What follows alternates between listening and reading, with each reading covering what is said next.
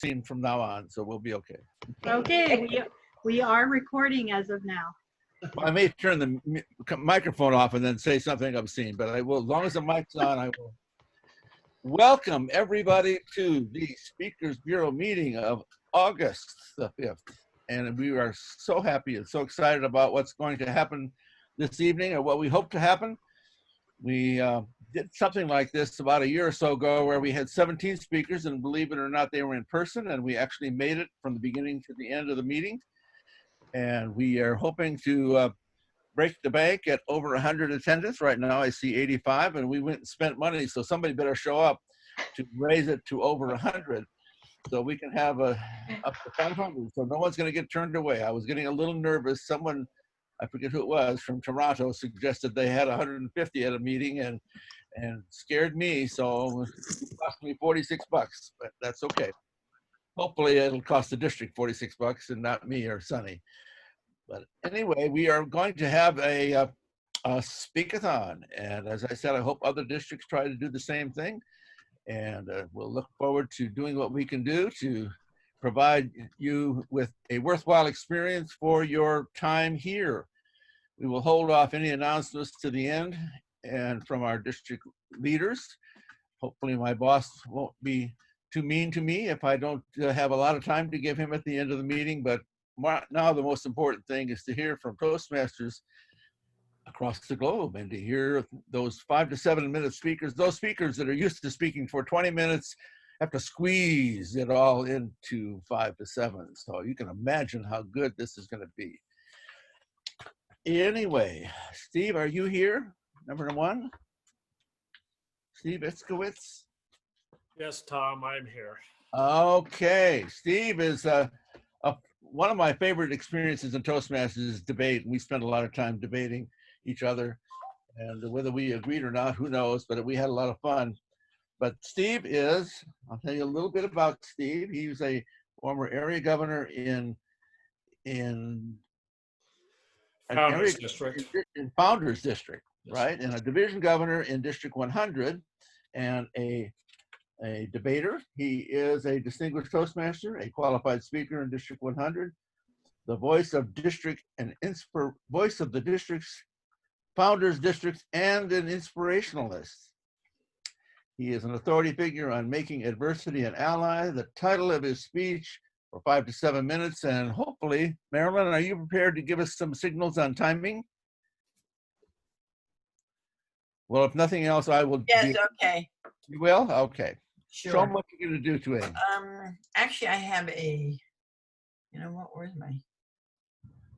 I only usually turn the red light on, Steve, when we were debating and I disagreed with him. I need to make sure that I could see the red lights because there's a lot of people here. It's Marilyn. Let me try to find you. My last speech, I went a little overtime because I couldn't see the timing cards. I didn't have my column in the right position. Do you want to pin the timer? Hold on. Do you have something, Marilyn? I do have a virtual background I can put in. Would you like me to, this is Anna Napoli, District 12. Would you like me to do the timing? That would be great. They're all the same, all 5 to 7. Perfect. So I will show green at 5. Oh, thank you, Anna. Yellow at 6. And 7 will be red, and you have 30 seconds to wrap up. What's your name, ma'am? Anna Napoli. At the moment, I have my screen red. Let me just find you. Okay, I got you. So if I could just give everyone a couple of tips, especially the speakers, you know, if you hover over the person, Anna's picture, there's the 3 dots and you can pin her. Also, you can hide all the non-video participants. So if you're someone who likes to see people's faces and you don't want to see their names, down at the bottom when you hover over someone's video is that option to hide non-video participants. Yeah. And it only shows you the faces. Thank you. That was helpful. Those of you who don't know, that voice was Sunny Gale. She's my right-hand person. Without her, I would fall apart. So I want to thank her for all the extra things she does in terms of, including hosting this meeting for us tonight. And I also want to thank Anna Napoli. Those of you who don't know her, she's the super Toastmaster, and I've seen her. Thank you. Very nice. Thank you. leadership also. Okay, are we ready to go, Steve? Let's do it. And I said his title is Red light off. Thank you. Adversity Forward. Steve Itzkowitz. Of all the days that I could have been born, it just had to be February 29th, 1972, a day that comes around but once every 4 years. As a kid, that means for the 3 years I don't have a birthday, no presents for me. Talk about adversity. Yet, that adversity is minute compared to a life that has been filled with one adversity after another. Even on the day that I was born in 1972, my doctor looked at me and said the word crooked, as in my legs were born crooked. My parents, in their infinite wisdom, decided that my legs should be broken and put into casts for the first several weeks of my life if I was to straighten them out, which they ultimately did. Not exactly an auspicious beginning to entering the world. The School of Hard Knocks made itself known to me very early in life. Even when we moved to California from New York in 1977, which represented my first airplane ride, I found out how bad airline food is for you, if you get my drift. Ugh. We land and we moved to Fountain Valley. 3 years later, we moved to Irvine, where at that time I would find out that I have attention deficit hyperactivity disorder. I had an on-site counselor and I had an off-site counselor. Most kids collected baseball cards, stamps, toys. I collected counselors, apparently. I was even on Ritalin, methylphenidate, for my ADHD. The kids said, "Oh, you must be retarded to take that." No, I wasn't retarded. By all accounts, I was brilliant. It was just hard for me to concentrate that brilliance may be brought out on a consistent basis. I was unique. Whether it be a talent show, breakdancing, marching to the beat of my own drum. Being unique in your school years might be the greatest adversity of them all. Because let's face it, schools are really glorified indoctrination centers. They want you to be just like everybody else, but not this guy. Oh, no. I wanted to march to the beat of my own drum, be good to people in the process, and inspire people to do the same, even though at the time I didn't know that I was giving people permission silently to express themselves in a way that was individualized and based on instinct. I've always been that instinctual. And it followed me through my school years and all the hilarious hijinks.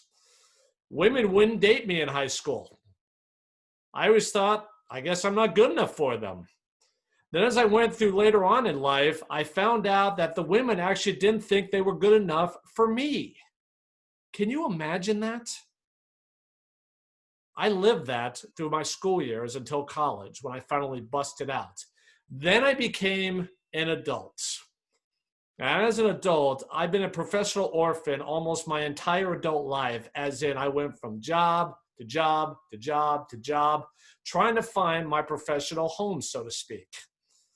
In the 2010s, the adversity that I would deal with would be much greater than my by chance birthday, being diagnosed with ADHD, and being unique. I was all those things still.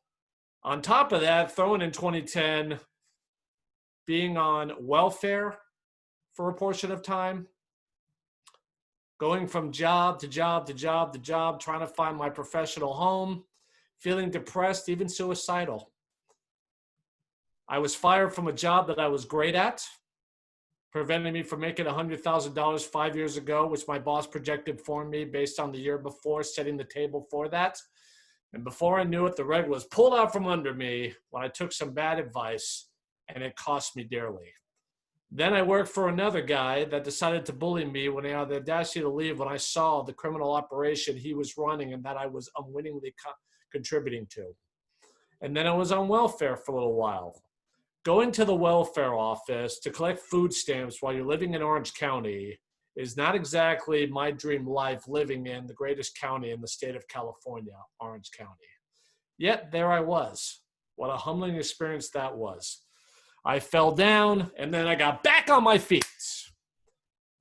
Then I got sick with Crohn's disease when I was a division director in Toastmasters. Someone said I should quit.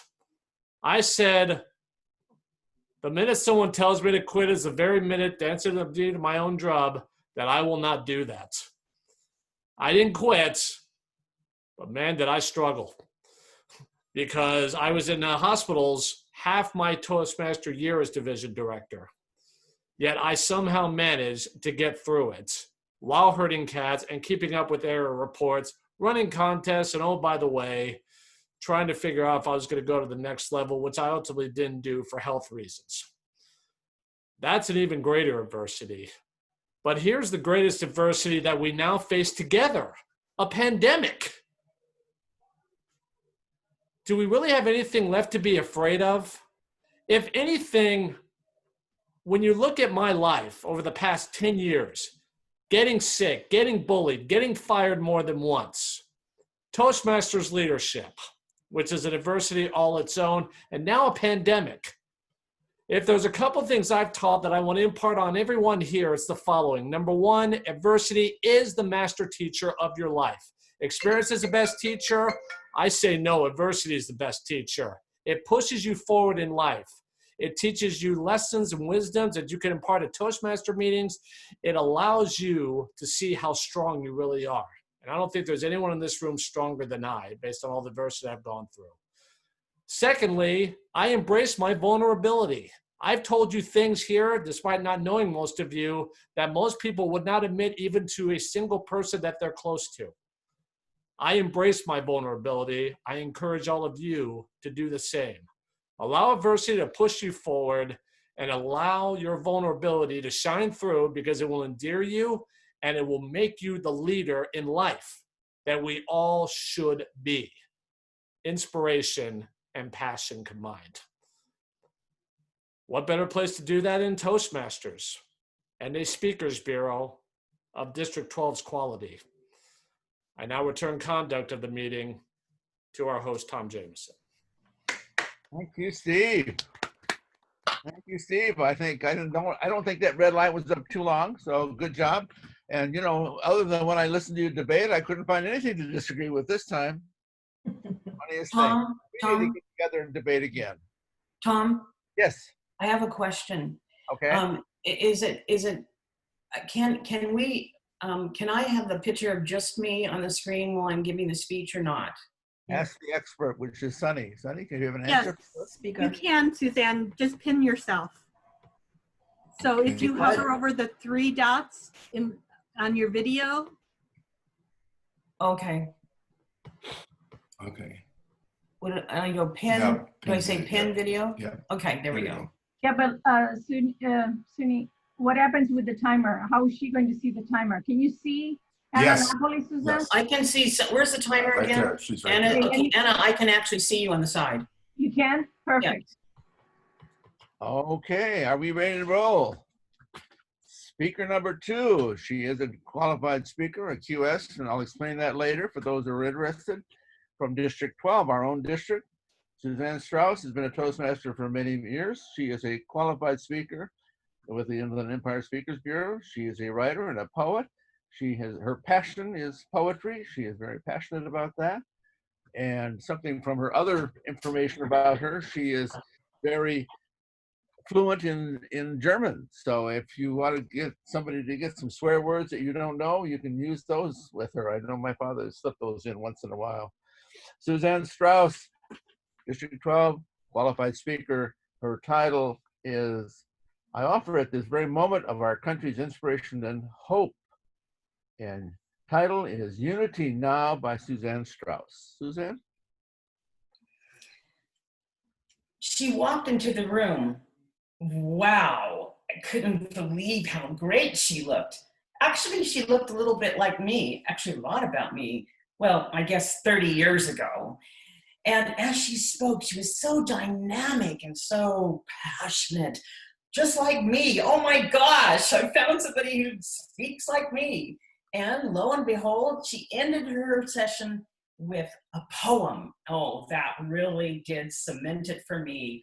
I love poetry, and I use poetry often in my own speeches. So I was so excited to go talk to her afterwards. And I went up there and I told her how great she was and how I love what she had to say and how much I related to her. And as it turns out, I ended up walking with her to her car. And as we were chatting endlessly, suddenly I noticed that she had a bit change of stance. And she looked a little uneasy. And I guess at some point when I was chatting with her, I mentioned my political view about something. And it seemed to be on the other side of what she believed. And so she literally took 2 steps back and looked at me and said, I can't believe it. We have so much in common. But I mistook you for someone who shared my own political view. That took me aback. I was shocked. I wrote down that quote myself and intended to use it for a speech, and here I am. But that got me to thinking, why do we identify ourselves by politics? Why not look for our commonalities? So if you're my age or anywhere between a baby boomer and a millennium, and despite your ethnic or religious background, in essence, we are in so many ways the same. I am sure you would agree that unifying our country now is of utmost importance, now more than ever. So I'd like to share with you 3 things that I'd like you to understand. And one of them is why we need to stand up now. The second one is the natural state of human nature. And lastly, what we all share in common. Why do we need to stand up now? Martin Luther King Jr. said, quote, our lives begin to end the day we become silent about things that matter, unquote. And that's why I am speaking out today.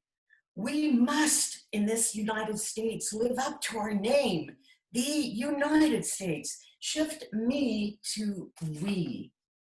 Why now? Because indoctrination is annihilation. Because objective truth has become subjective. Because the silent majority needs to be heard.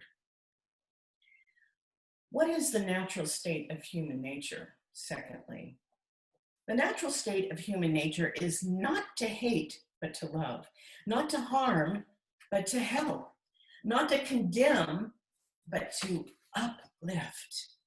We must agree to disagree with mutual respect for each other. We must look towards the right things, doing the right things, which we see being done every day. Examples of this you'll find on the TV news or in the newspaper, where a flaming crash takes place on the freeway and people get out of their cars and run towards the danger to pull that person out of that crash, that fire. We've seen people who physically have picked up an entire car to rescue the person underneath it. It's amazing what we're able to do, and that we see Americans do all the time. In addition, the military are always there, ready to fight and die for us each and every day. And then there's natural disasters and tragic events. We had something happen on the East Coast recently. What happens then? The people gather together. It isn't even just our friends and neighbors. It's a neighborhood. It's the entire state and beyond our United States. People come together and they help each other. That's just who we are as Americans. Frankly, do you ask your neighbors what political party they belong to? If you're willing to lend a hand? No, of course not. And that is totally ridiculous to even think that. You just lend a hand because it's the right thing to do. Now I would like to go into my third point. What do we share in common? Maya Angelou is one of my favorite poets, and she said from the poem Human Family, quote, I note the obvious differences between each sort and type, but we are more alike, my friends, than we are unalike. Unquote. Let me give you some examples of how we are very common in our beliefs. We all love our families and want to protect them. We all feel the helplessness when we have a baby who's sick. We all feel the pain of losing our dying parents. We all feel the joy of our children's successes. We feel the exhilaration in a crowd of thousands for the first game of the season. And we feel compassion for others who are suffering. And we very often support GoFundMe efforts. All of these things are based on our shared humanity. In conclusion, I just want to review with you my points, why we need to stand up now. What is the natural state of human nature? And what we have in common in this country. Arthur C. Brooks, the author of Love Your Enemies, had this statement to make. And I want you to listen very carefully to the words because it's so apropos for what's happening in our country today. Quote, our disagreement, if we do it right, is what makes our country strong. So let's not let politics destroy what we have that makes us a united country. We need to resist those who are negative, including on social media. Let's remember what we have in common and speak out about our common beliefs and interests. This, my friends, is a wake-up call. Let us all be unified now. Thank you, Suzanne. That's what we need, is a little wake-up call. That's wonderful. I couldn't help but think, though, because some won't know, many in the audience may know, my favorite club of all my Toastmaster clubs, I've been in Toastmasters, believe it or not, for 50 years in the same. The last 15 years, my most exciting experience is getting in a debate club where you go in there and argue one side of an issue to another, and you don't even know what side you're going to get until you walk in the room. And what we found that we all get to learn different sides of those issues. And in all those years, only one time did anybody, was this too stressful for anybody to be able to handle the controversy. So talking about the issue and getting to understand each other is certainly so important to getting along in this world. Somish, are you here? Yes, Tom, I'm here. Can you hear me okay? Wonderful. Oh, I see a beautiful scenery out there in the back. I hope is that real or virtual? It's virtual. Okay. And you're going to have to correct me on my pronunciation because English is hardly even my first language. Somish don't tell me. Yeah. Chavlani? Absolutely correct. Woo. She is a member of OmniPro Speakers Bureau, sponsored by District 83. He is also a current District 83 Youth Leadership Program Chair. That's close to my heart. I was Youth Leadership Chair for a long time, and I try to work with Gavel Clubs whenever I can. He loves to mentor students and new members. Somish works for one of the leading Fortune 500 tech companies and leads a global team outside of work. Somish likes to spend time with his family and conducts youth leadership programs. Sounds inspirational to me. The title of your speech, Speak, Lead, Inspire, and Transform. Somish. Yeah, thank you, Tom. And the speech title is The 888 Secret. That's my speech title. Oh, okay. Oh, right. 888 Secrets. I got that. It was just farther down the list here. So great. Good morning, good evening, fellow Toastmasters and guests. What a good-looking audience. First off, I want to thank District 12 and the organizers, specifically Tom, for inviting me to this meeting. This is such a wonderful event, so much to learn. In these unprecedented times, we all are balancing between personal and professional priorities. May I request a show of hands if you have felt, especially in these times, that days are just flying and sometimes it's difficult to manage time. May I request show of hands? Thank you. I see a lot of hands. I have been experiencing the same. It made me ruminate. How is that we have technology and checklist, calendars and toolkits, and we still are trying to catch up with time? In life, we adults learn so much from kids and students. I love teaching kids and have the privilege of being the youth leadership chair representing District 83. Today, I'm here to share with you a secret and a technique which I learned from one of my youth leadership students. He in turn learned it from an Asian monk, Saint Vatsal, which he calls the 888 secret. We all have 24 hours, whether we are in the West Coast or East Coast, in the US or Asia. For the 24 hours we all have, we should distribute it wisely into 3 sections of 8 plus 8 plus 8 hours. The first 8 hours should be devoted to proper sleep and rest. A healthy mind nurtures a healthy body, which in turn keeps you fresh, productive, and energetic.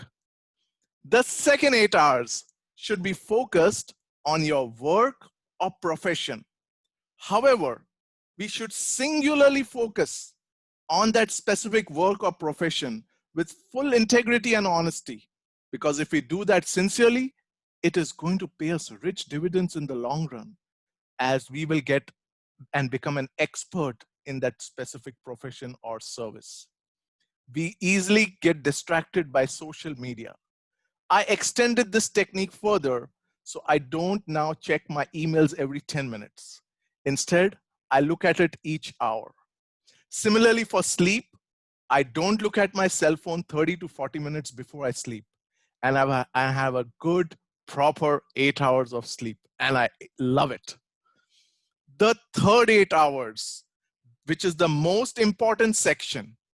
And if you can live that well, you win your life.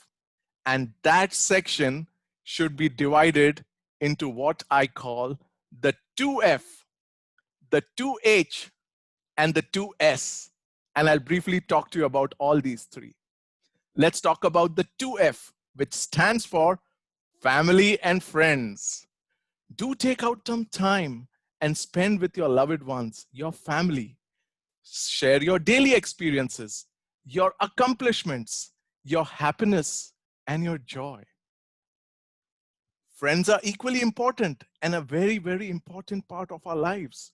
Like this event, we are all here to make new friends and share each other's speeches and Toastmasters experience. So friends should be an integral part of that section or the time slot of those 8 hours. The second 2H, which is health and hobby. Health is wealth. Spend time to do some exercise, whether it's running or a brisk walk. And in these times, we can also meditate at home or do yoga. There are so many options available, but do spend some time on the first H, which is health. And the second H is hobby. Our passion keeps us alive and ticking. Don't lose track of your passion, whether it's playing the piano or painting or even cooking. A lot of students have started sharing with me they've learned cooking and making new recipes. And I started learning that too from my spouse. It is so fun and so yummy to try new recipes. The last 2S, service and smile. A lot of students ask me, Coach Somesh, how do I do service when we have to do social distancing? Well, we can start doing service by doing small house chores. Help your parents or help your partner or spouse. Service begins at home and extend it to your friends and then to your community. And the second S, which is my favorite, smile. Because smile increases your face value. Also, it helps you to stay positive and reinforces a good hope for a better tomorrow. It takes 21 days to form a habit. I have been using this 888 technique, which is the 2F, family and friends, the 2H, health and hobby, and the 2S, service and smile. Me and my family love it. We have been using for the past 1 year without the use of any tools and technology. We extended and shared this with our friends, even our Toastmasters community. I highly encourage you to try this 888 techniques to enrich your personal life for the better tomorrow. I would also like to invite you to come and share your experiences with the youth. I am sharing my contact information. Feel free to reach out to me. I would love to host you as a guest speaker so they can learn from experienced Toastmasters. Again, thank you for hosting me for the event. Back to you, Tom. Okay. Thank you, Samish. I was so glad when I heard that your inspiration, your work, your side work with Toastmasters is with youth, because I think between my wife, who was also once upon a time the Speakers Bureau chair, between the two of us, we have spent 75 years teaching. She in mostly elementary and special ed, and my teaching career was mostly involved with alternative youth, those kids that everybody else gave up on. So the time that you can impact other people and pass that along, that's your greatest legacy, to make the changes in those lives. I know when I was in elementary and high school, the last thing I wanted to do was to get up and give a speech, and it would have been so valuable to have those skills. So thank you for what you do. Thank you.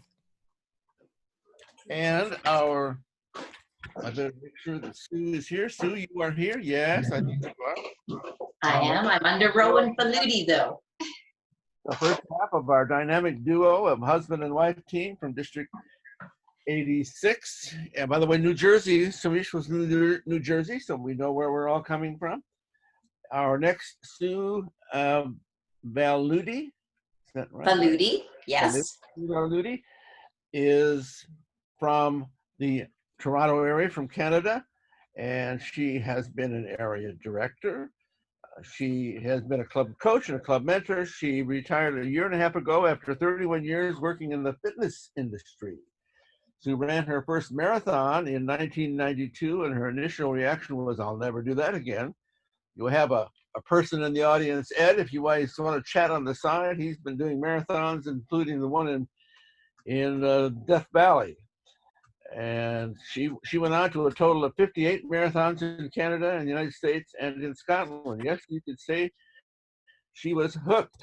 For our next speaker, life lessons from running. Sue? Thank you, Tom. Runners, ready. Yes, good luck to you too. I'll see you at the finish line. A horn sounds. The runners surge forward, carrying me along with them. And all I'm thinking is, yes, I'm ready for this. Fellow Toastmasters and friends, it was July 2nd, 1996, at the start of the Nanisivik Marathon. At that time of my life, marathon running was one of my passions. Are you familiar with the phrase, the loneliness of the long-distance runner? Let me tell you, I was never lonely during those long runs. I swear I solved the problems of the world at least 100 times over during those runs. Only thing was, my plans for saving the world were usually forgotten by the time my shoes were off.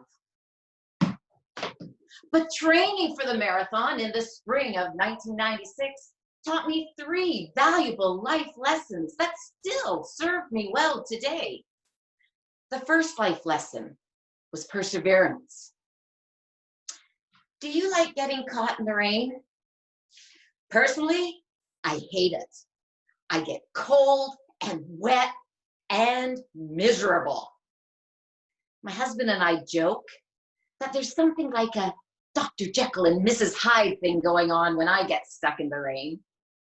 So going out for a run when it's already raining, yeah, that's definitely something I dislike. But it was spring. And spring means rain. And you have to train for a marathon. It's not like you wake up one morning and go, I think I feel like running 42.2 kilometers today. And besides, on race day, if it's raining, you run. You're not likely going to hear the announcement, sorry, runners, you might as well go home. It's raining. We'll try this again another day. It's just not going to happen. This first life lesson taught me that you have to do what you like and what you dislike with equal enthusiasm. The second life lesson was perseverance. Does that sound a little bit familiar? Let's face it, not everybody wins. In running, recognition is given to the first, second, and third place finishers in various age groups. After that, the runners get a thanks for participating. That's usually what I got.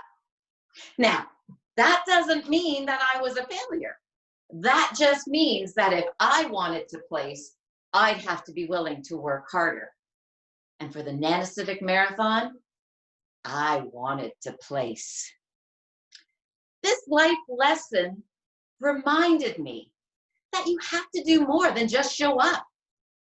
You have to be willing to work hard and put in the effort. And you know, sometimes the greater the effort, the sweeter the success. If you're thinking the third life lesson was also perseverance, you're right.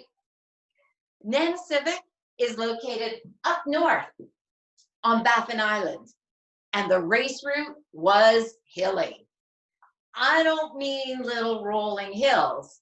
I mean hills that seem to reach up to the sky. So many times during those monstrous hills, I felt like walking. But that's when I'd start bargaining with myself. Look, Sue, I know you're tired, but you can't walk now. Look, just run 100 more steps, and if you still feel like walking, you can. Deal? Just 100 more steps, Sue? Okay, deal. Simple. So I kept running and counting my steps. 1, 2, 3. You get the idea, right? 98, 99, 100, without fail. Every time I got to 100 steps, I could see the top of that hill. And I knew I could keep running. It was a proud moment when they put that second place medal around my neck. This third life lesson reinforced for me that you can achieve any goal you set for yourself if you break the challenges down to work through them to success. And that, my friends, are the 3 life lessons that I learned from running in the spring of 1996. Perseverance, perseverance, and perseverance. Do what you like and what you dislike with equal enthusiasm. Do more than just show up. And break your challenges down to work through them. Because really, perseverance means, yes, I'm ready for this. Back to you, Tom. Thank you, Sue. I've never been inspired to go more than the few feet it takes me to walk out to the mailbox. But if I ever decide to get inspired to do a marathon, maybe I can get you to make a recording that can play over and over and over. It's a deal, Tom. Okay. Well, now we'll see what your inspiration does. Oh my! What your inspiration does for that significant other of yours, your husband, Rowan. Faludi has been a Toastmaster for over 10 years. His unique style of humor has taken him to the District 86 contest multiple times. He's also an accomplished scuba diver and underwater photographer. I'm not sure how much preparing you do have to do underwater scuba diving up in Canada, but I'll have to think about that for a while. Sharing his experiences with his audience when he's not diving or engaged in Toastmaster activities. He's an economist and urban planner and has helped start a well-known urban economics firm in Toronto. His speech title, he brings this unique style of humor to all of his speeches. He is also a scuba diver. I mentioned those things. And today he will be talking about how the undersea world is not only miraculous, but hilarious. Title of his speech, A Fishtail, Rowan Faludi. Rowan? Great. Thank you, Mr. Chair and fellow Zoomers. Before I begin, I want to tell you a little bit about myself. So I'm half Italian and half Scottish and half Hungarian and half Canadian. And in university, I studied mathematics. Well, maybe not so much. But in Canada, having multiple heritages is very common. In fact, when I was growing up in Toronto, we had this incredible restaurant. It was called Ginsberg and Wong. It was amazing. It was like the first ever fusion cuisine restaurant. You could get a pastrami sandwich and chop suey, latkes and lo mein. It was amazing. Every high school couple went there on their first date. Every guy used to take his girlfriend there for her birthday. And sometimes they even went there when they were breaking up. Because how bad could a breakup be over bacon and egg rolls? It was absolutely amazing. In fact, if it wasn't for Ginsberg and Wong, there would have been no love life in Toronto in the 1980s.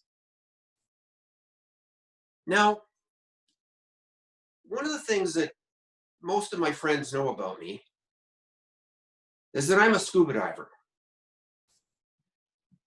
I've been all over the world taking pictures and interacting with the fish. And what a lot of people don't know about me is that I'm also a level 1 Reiki master. Now, Reiki is the ancient practice of using your life forces for healing and relaxation. And one day, I had an idea. Now, I know it would have made for a much more profound speech if I had a dream.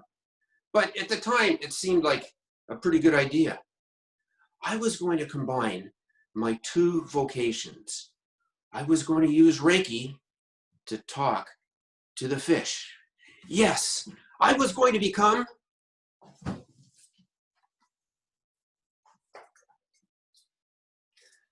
the fish whisperer.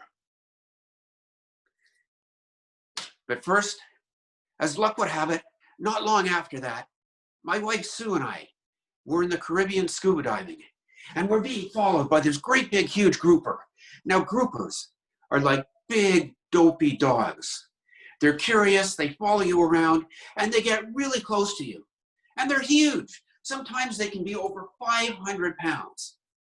So I had to wait for the perfect moment to start my new career as the fish whisperer. And then I found it when my wife wasn't looking. So I went up to the fish and I looked him straight in the eye. And almost immediately we had this perfect Vulcan mind meld going on.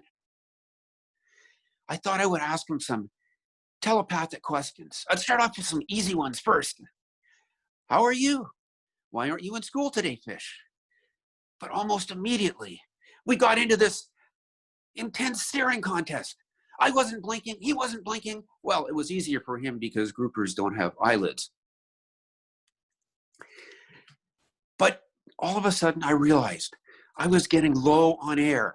I had to break away. So I started swimming away, and all of a sudden, bam! It was like I got hit on the head by a scuba tank. And all of a sudden I realized exactly what happened. I looked back, that stupid fish had headbutted me. And I'm thinking to myself, WTF, right? You guys all know what WTF stands for, right? It's an Italian expression. It dates back to the 16th century. It was one day, the Pope, he calls up Michelangelo and said, Michelangelo, I got a job for you. I want you to paint the ceiling of the Sistine Chapel, right? But by then, Michelangelo's kind of getting on in years, his back is sore. He looks up at the ceiling and he sees what a big job it's going to be. And he realizes the traditional Italian expression, Mamma mia, just ain't going to cut it. So he looked the Pope right in the eye and he said, what the focaccia? Now, in North America, to save time, we've shortened that expression a little bit. But that's exactly what I was thinking when that stupid fish headbutted me. What the focaccia? Because he knew exactly what he was doing. He knew two things. First, there were no witnesses. It was my word against his, and he had given up nothing, unless maybe you're a level 1 Reiki master. And two, groupers are a protected species. It's like he was walking around with a diplomatic passport. I couldn't even retaliate even if I wanted to. Now, when people find out that I'm a scuba diver, almost inevitably, the first question they always ask me is, aren't you afraid of sharks? And I say, no. I've literally dove with thousands of sharks and never once has one tried to headbutt me. In fact, there was this one time, Sue and I were diving off of a boat in the Bahamas. And the crew on board were cleaning some fish for lunch. And unfortunately, it attracted this huge school of sharks behind the boat. So in order for us to get to the ladder, to get back onto the boat, we had to swim through this school of sharks. Now, being the nice Canadian I am, I looked back at my wife and said, ladies first. So my wife started to swim towards the ladder when all of a sudden this great big huge black tip cut her off. And you know what my wife did? She kicked the shark. And you know what the shark did? Nothing. Now, if it was me, he would have looked at me and said, lunch. But with my wife, he knew he met his match. Now, that night, after being headbutted by the grouper, we were in the hotel restaurant. It was a nice place, maybe not quite as nice as Ginsberg and Wong, but a nice place. And the waiter comes up to us and says, Signora, tonight we have a fantastic special. Tonight, the chef, he just picked it up from the fisherman on the dock this afternoon. Tonight, we have a pan-fried grouper. And I'm thinking, but in the end, I just couldn't do it. I'll just have a salad, I said. Mr. Chair. All right, thank you so much. I ever have grouper, I will make sure that I think about your headbutting experience. And we so appreciate your fun and humor you brought to us tonight. We'll hopefully have a little bit more, because going from Ontario, Canada to Idaho, and what he tells me, he said, Idaho, well, he says, I live in Idaho and my mailbox is Wyoming. So for you to figure out what's going on there, maybe he'll even explain it somehow. But our next speaker is Eric Moosman. He has a tall tail. Tall tails are one of my most favorite things that we don't seem to get to very often. But he has a tall tail, and I know it's a tall tail, even if he hadn't told me, because he says, let me take you on a few moments and relive the joy I discovered while commuting to work in the pleasant, euphoric surroundings of New York City. The title of his speech, New York is a heartwarming city. Eric. Thank you very much, Tom. It's an honor to be with you today. I'd like to share with you that while I worked in New York City for 8 years as the executive director of the International Elevator Button Washers Union, even though my job was very uplifting, often I found that my commute to work was my favorite time of day. I'd like to invite you to join me on a stroll down Memory Boulevard as I relive a very typical commute to work in New York City. On that day, I stepped through the door of my apartment building onto the bustling sidewalk and took in a long, deep breath of the fresh, clean city air. As I turned to stroll toward the subway station, I couldn't help but notice how the sidewalk sparkled and reflected the warmth of the morning sun. I bent down to touch it and savor the moment. And I thought, New York is a heartwarming city. As you know, noise is a constant in the city. Birds were singing, squirrels chattering in the trees, but it was the people who were making the most noise. I could hear, "How are you? Buenos dias. Arigato." Polite exchanges were heard everywhere. New York is a heartwarming city. Suddenly, the squeal of tires captured the attention of everyone in the area. A spotless yellow cab demolished the bumper of a black limousine. Both drivers launched from their car doors and began a very loud exchange. "Are you all right, sir? I'm so very, very sorry." "No, I'm fine. It's fine. How's your neck? Are you experiencing any pain?" The two shook hands, and then they embraced, overjoyed in the safety and the well-being of the other. And I thought again, New York is a heartwarming city. Energized by what I had just witnessed, I slid down the railing to the subway station and boarded the train. As usual, it was packed, absolutely bursting with cheerful faces. At 42nd Street, an elderly, elegant, and obviously very wealthy lady stepped in and looked around for a place to sit. To everyone's shock, two teenage boys jumped from their seats and one pulled from his jacket a spray bottle. He cleaned and disinfected the seat while the other one wiped it dry so she could sit down. New York is a heartwarming city. Back on the surface, I needed to maneuver past a construction site. While on that narrow sidewalk detour, I couldn't help but notice the attractive redhead swaying toward me. She also captured the attention of several hard hat wearing, tool belt toting men. One of the workers elbowed his buddy and said very loudly, "Hey fellas, will you look at that?" Her earrings accent her purse and shoes perfectly.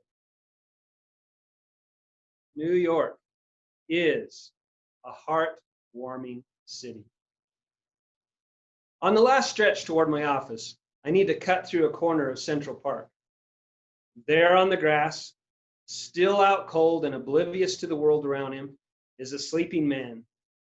Next to him is a large empty bottle and one other smaller slumbering shape.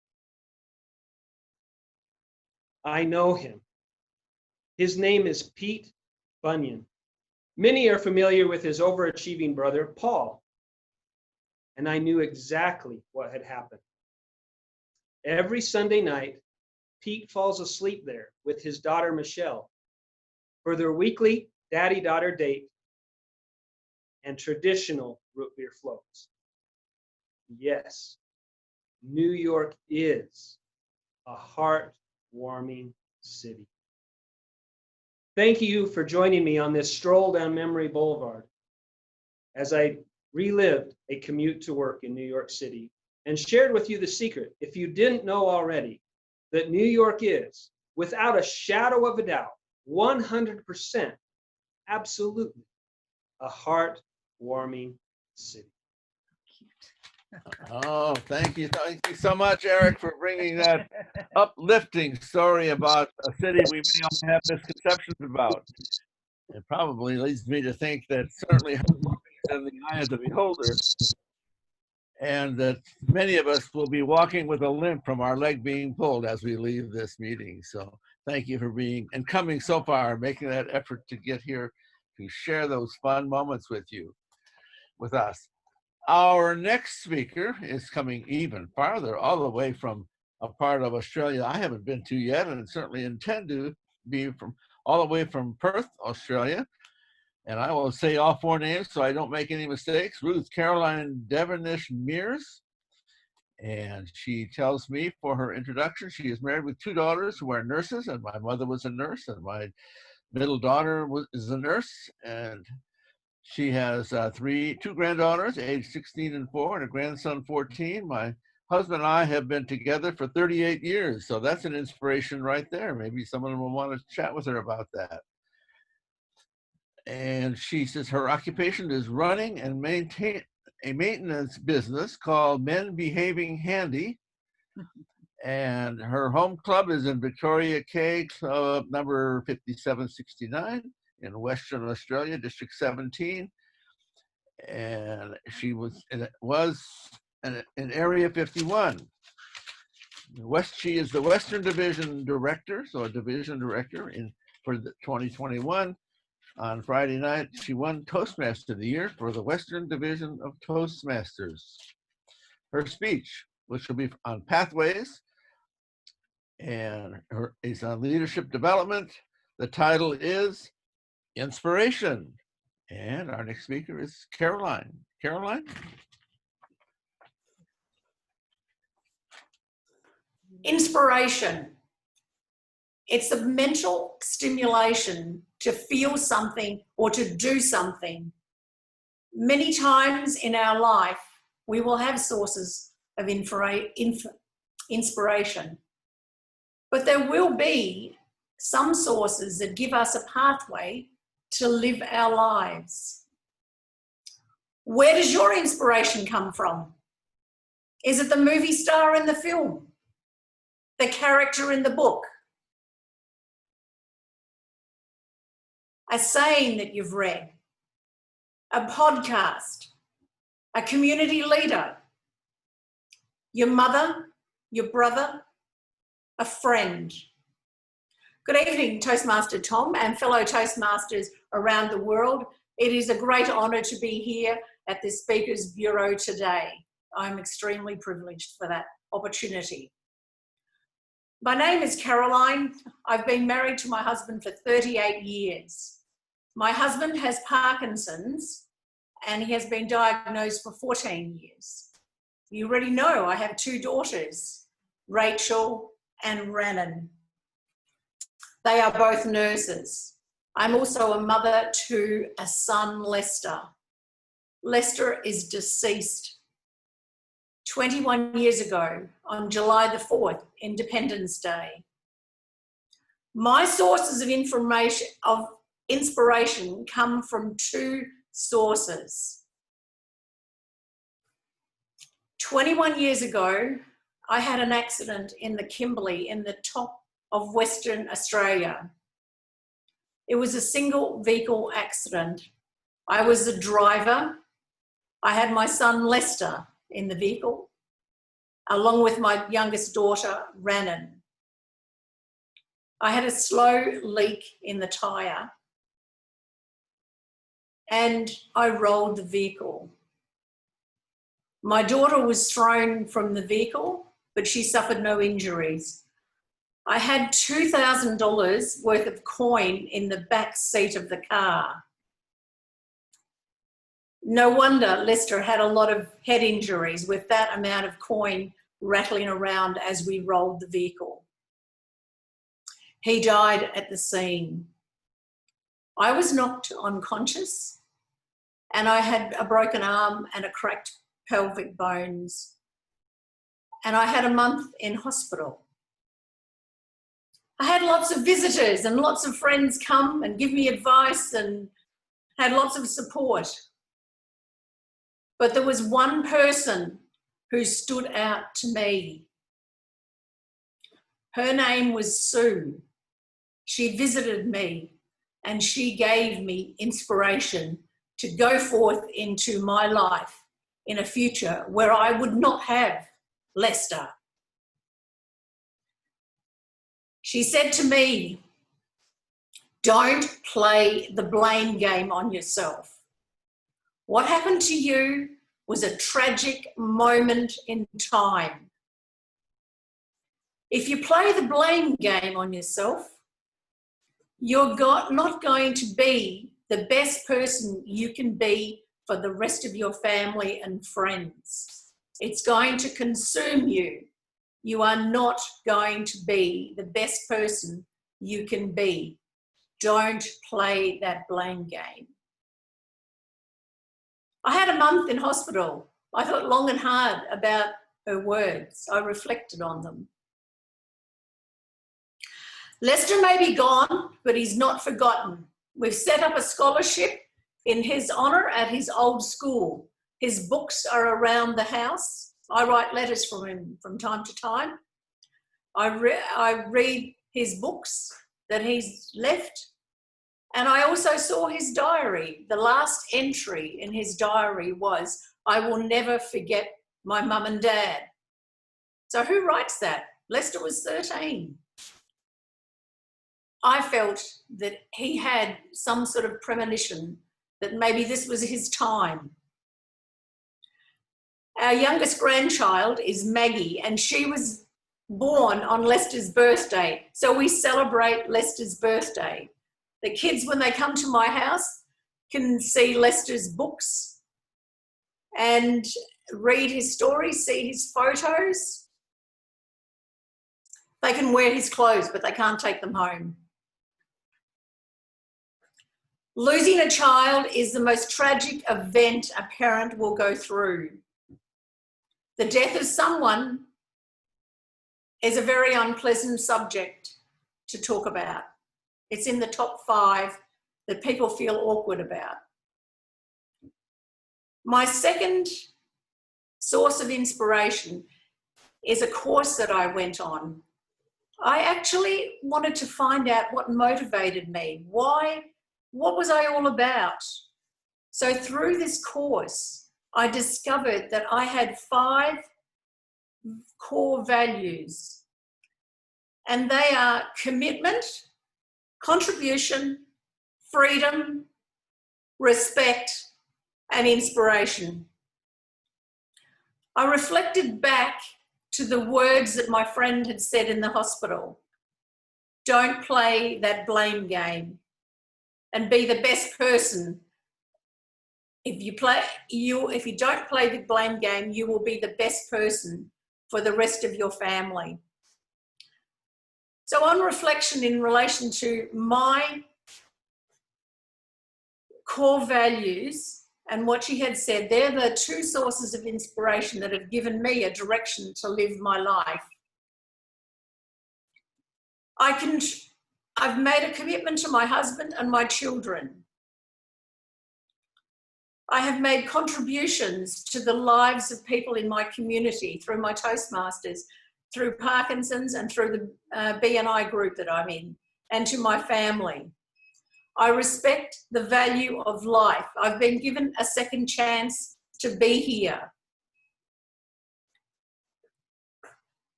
Inspiring others, I hope that my story gives people an inspiration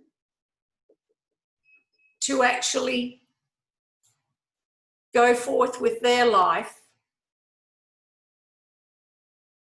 I have the freedom to do all of the above.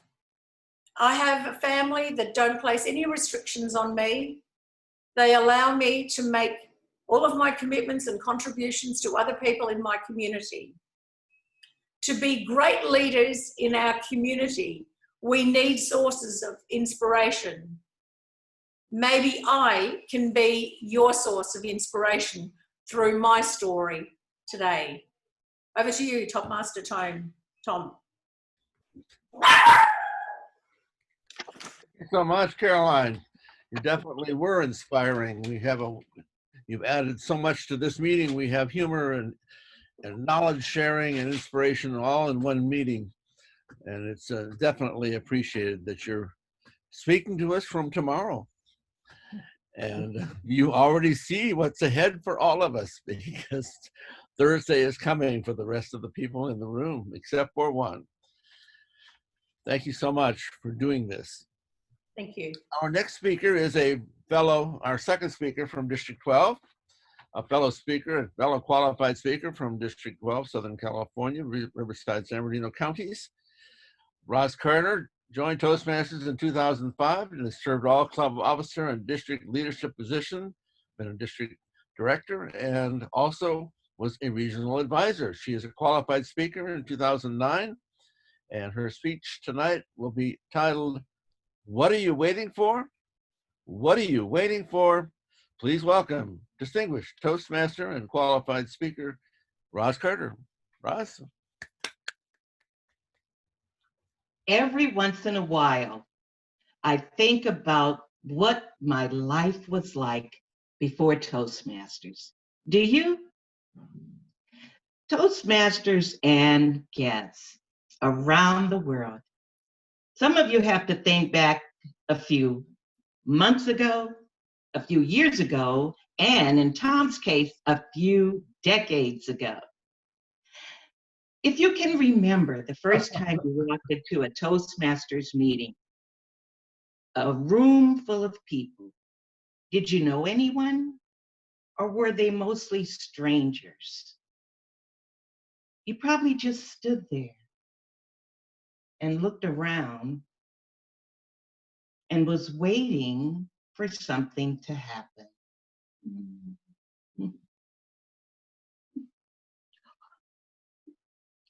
The first time that happened to me was in 1973, when I was working at the Auto Club in downtown Los Angeles.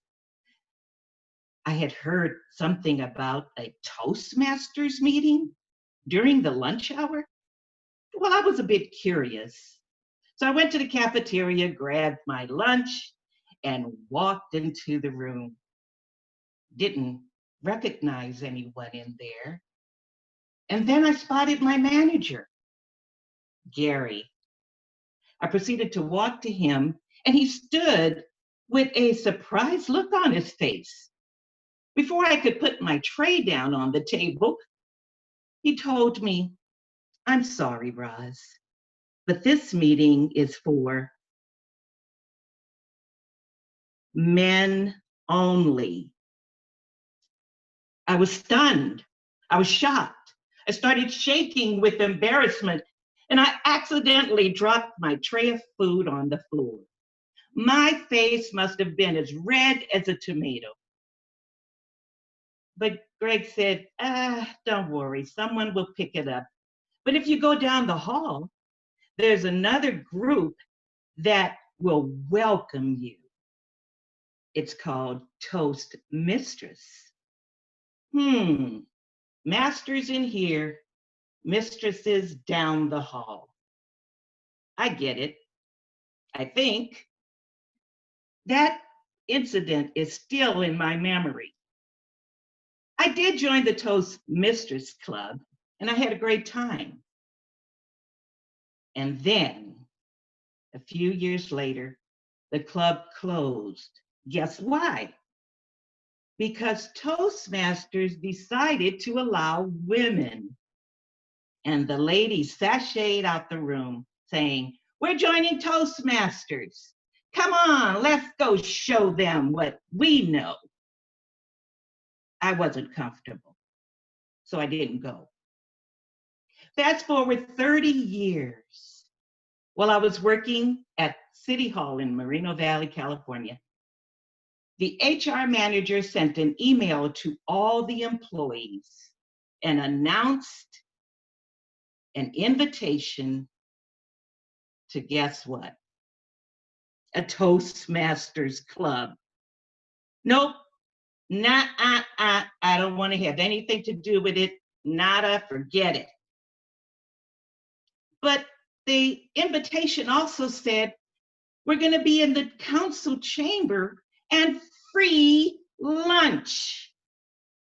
Wait, what? Toastmasters at lunch?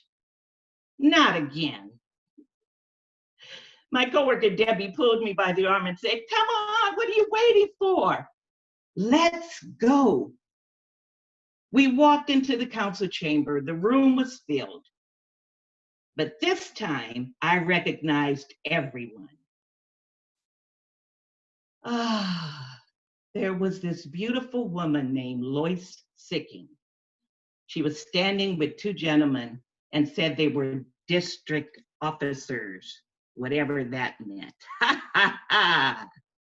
And then she proceeded to tell us how exciting it would be for us to have a Toastmasters club at work. Well, is this the same club that was men only? I don't know about this. But I quickly learned that the organization had changed over the years. Many wonderful things were exposed to us, and it was no surprise, at least to many of you in this audience, that demonstration and launch meetings are very impressive. As a matter of fact, at that meeting that day, I chose to join the club along with 35 other employees. Imagine the team that worked behind the scenes to put together. My first speech was typed in large print, double-spaced, 6 pages long. I read every word with my head down and barely looked at the audience. But of course, time was for evaluation. And my friend, my coworker, evaluated me and said all of these wonderful, nice things. Yay! I survived Toastmasters. Until the HR manager kindly gave us many, many, many recommendations for improvement. So for a few months, I just observed all the other members giving speeches. And as a matter of fact, they were pretty good. They didn't even look at their notes. What was I waiting for? I never could think of something to talk about. Was it that I had to have the best story? The right mood? The perfect time? It's not right, I'm not ready.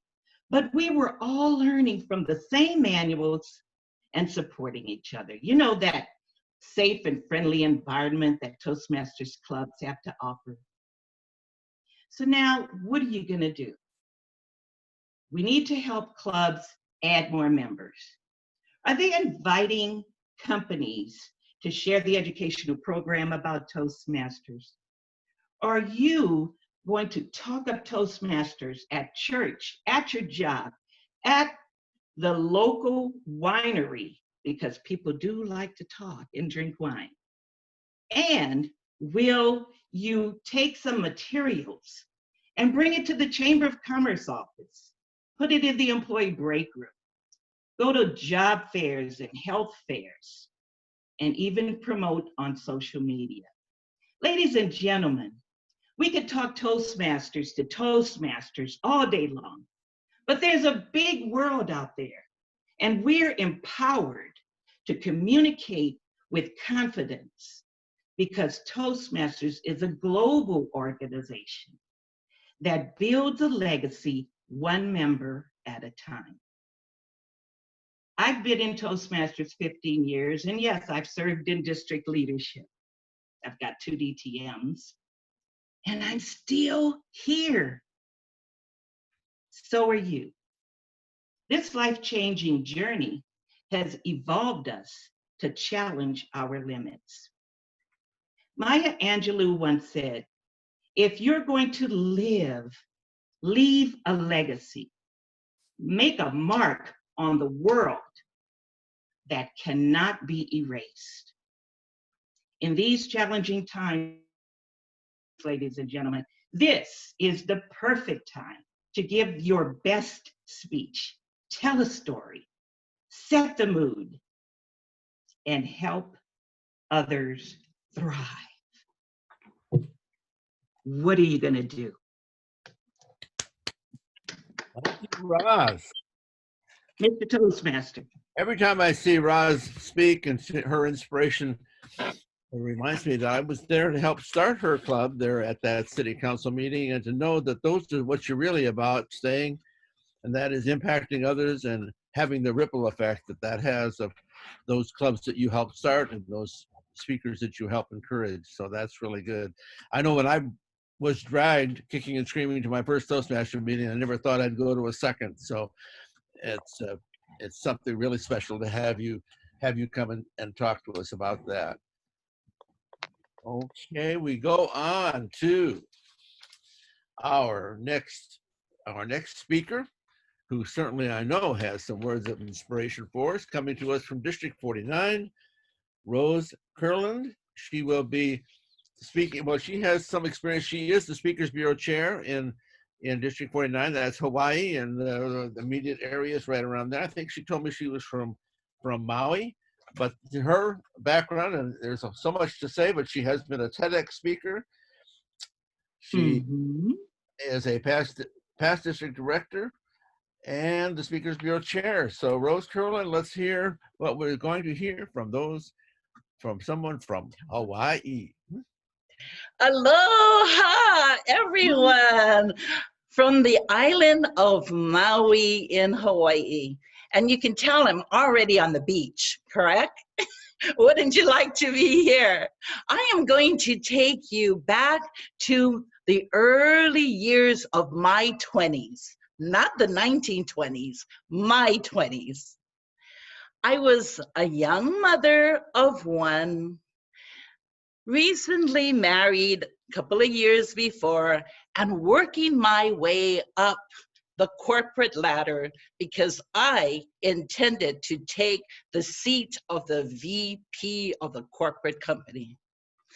Of course, everyone thought I was dreaming because I started in the mailroom and then worked my way to the front desk. But now, if I just put in a little bit more effort and time, I know I can get there because I was determined. Have you ever had those moments where you think, no, honey, we can't go to the beach today because I have to go to work. If I just do one more project, I know the boss will notice me and he'll promote me to the next level. No, not today for the movies, even if mom will watch baby. That day came when I was so elated, so happy. It was if my dreams came true. I put my little wee babe with the dad on an airplane from Maui to the island of Oahu. You see, in Hawaii, we have 8 islands. So from the small island of Maui, they were going off to Oahu on Easter weekend. I was elated. I was so happy for them because I got to do what I love the best, my passion. Spend the whole weekend on Easter weekend, Good Friday, and no work till Monday at the office. I set off to the office after I dropped them off at the airport early Friday. No one was working. Started to work away at my paperwork because I knew that if I just did a few more projects for that manager, I could cinch the promotion. After a while, I got very hungry, but determined to do work because that's what's important. I did not take that perfect moment to stop and go out for a meal. Instead, I looked around the office and I thought, there must be something here that I could snack on. Surely with an office of 10 people, there must be something. I looked in the drawers, no snacks. I opened the little office refrigerator and there sat a lone peach, plumped and ripe. And then I remembered, it's a long weekend. Of course, the entire office was cleaned out. Everyone took home their leftovers. There's no work till Monday. I was so starved. I reached in for that peach. I took a bite. It was so good. I took another bite. And then the phone started ringing. You know, not these cell phones that we have today, those big, giant, clumpy phones, the ones you press the button for 3 lines calling in at the same time, and then you press another green button to put them on hold, those phones. And as I reached for the phone to put to my ear, I took another bite. Oh no, the pit had started to lodge into my throat. The pit, the phone fell to the ground. I fell to the ground. I rolled around. I felt it go deeper and deeper. And then I thought to myself, oh no, this isn't happening to me. I could feel and see the little that I saw. My eyes started to dim into the demise, my fingers turning purple. And I thought, this couldn't be happening to me. Why is it happening to me? And as I fought and fought to get the pit out of my throat, I cough, I rolled, I pound things. I tried to reach for the phone again to call 911. I decided to accept my future. And as I accepted my future, I thought about the way I would be found on Monday morning. I was not appropriately dressed. Ladies, you know that when mom says, when you go out, be sure you wear clean. Yes. Nice. Yes. I was not appropriate dressed. I had rubber slippers. We wear that all the time when we're not at the office.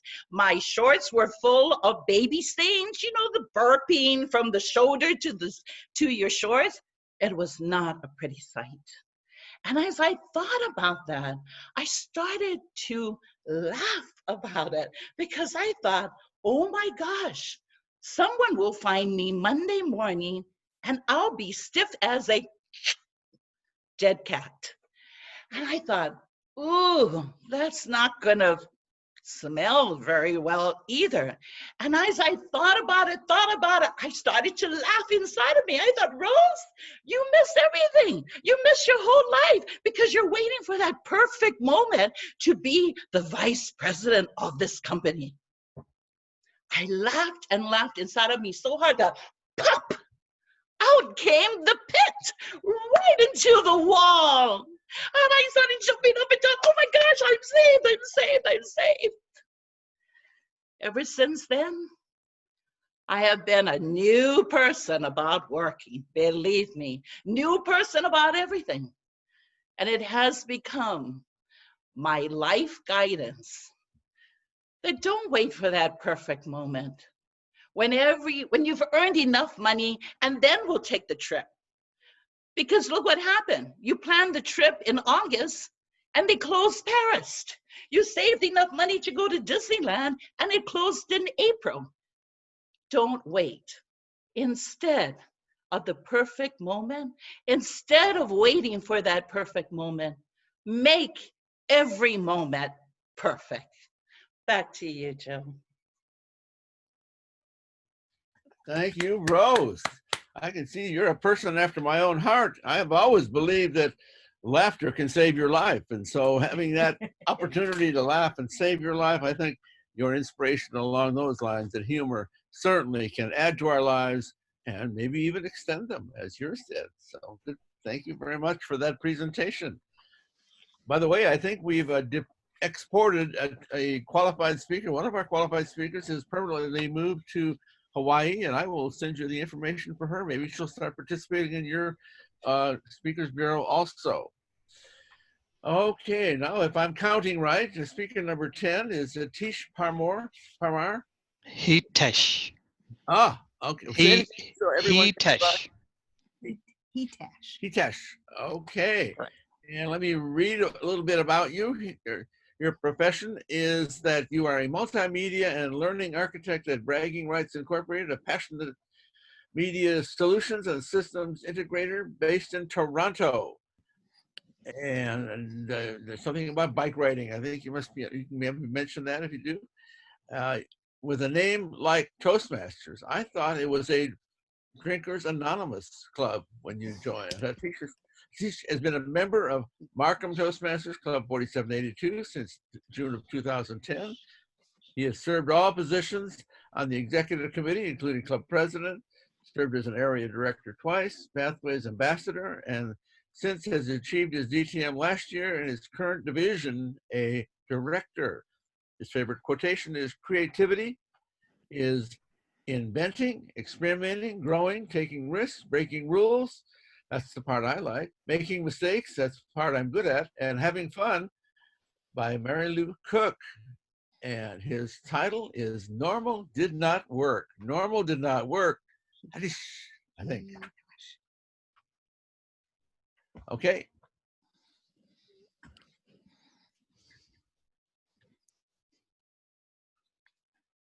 Okay. Yeah, go ahead. My daughters say I'm a positive man. My son says I'm a mental case. And my wife says I'm a man with attitude. Mr. Chair, fellow Toastmasters, and most welcome guests from all over. This confirms that I am a positive mental attitude.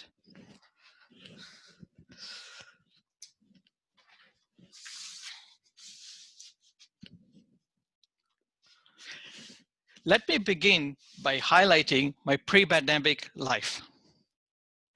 As for my positive outlook, I had no tension whatsoever. I did all my groceries on impulse. I socialized ever so often. I volunteered at other clubs, conducted youth leadership workshops, and went cycling to every imaginable location, like there is no tomorrow. My son, he is correct that I'm a mental case because I had no time to spend with my family. Always obsessed and hardwired to my to my toys. And with regard to my attitude, I grab every commitment I get and with opportunity to create a positive difference in every person's life. And Joyce Meyer said, a bad attitude is like a flat tire. If you don't change it, you won't go anywhere. So smile, put that vibe out there. Whatever you put out in the universe, it's got a funny way of coming back to you. We call it karma. Now, for my post-pandemic life.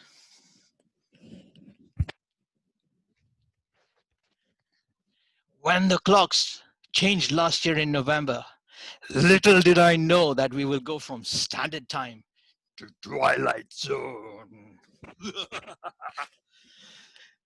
COVID-19 has proved that everything around us is temporary. It has taught me that in the end, it's my own family and my own house that keeps me safe. If 2020 is telling us anything, it's telling us to enjoy the moments we have. Don't take any day, anything, or anyone for granted. Reality check, there has been terrible suffering and loss. Everywhere I hear, we are in this pandemic together. Then also understand this, that we are all going to get infected together. Let that sink in for a moment. I am safe only when each and every one of us on this planet is safe. It's okay to wear a helmet. It's okay to wear a life jacket. People even wear seat belts. Then why the outrage just to wear a simple mask? Women, wear the mask. You don't have to apply lipstick or any makeup. And men, you don't have to shave. I send some women too. I dare not break the safety protocol guidelines, particularly because my 73-year-old mom stays with us. Remember those days when you used to smack a TV when the channel was fuzzy? Today, I feel the same way about smacking people who are disobeying COVID. Folks, let's be responsible. Respect science, listen to the experts, and keep a muzzle on the politicians. My focus is now on how I can help via remote by leveraging technology in flattening the curve, to relieve our frontline workers, to support our small businesses, and to get rid of all those racial and social injustices. Winston Churchill said, "Never let a good crisis go to waste." Let's ask ourselves a question. Are there any opportunities for us today? Digital learning has no boundaries whatsoever. Just like today, as I'm delivering this speech, and some of you are already connected from all over the world, from the comfort of your own home. Sometimes I deliver my speeches in pajamas. Oops. As for someone who holds the current world record for the most hugs in 1 hour, quarantine and social distancing has been a very, very hard pill for me to swallow. But this is pale in comparison to the lockdown that has been demonstrated. There is a silver lining that has been brought to light. And I'll be honest, not seeing some of you for 5 months has been an absolute delight. Okay, on a more serious note, we have learned it is possible to greatly reduce pollution. Mother Earth is healing, and we are all breathing fresh air. The lowest paid people in the country are the most crucial to its functioning. We value and respect our seniors. Our parents, I see you, I feel you. The work pressures of working from home is still working. Hats off to our frontline responders and essential workers for their tireless efforts and great personal risk. They are the unsung heroes going above and beyond. They put the needs of others before their own.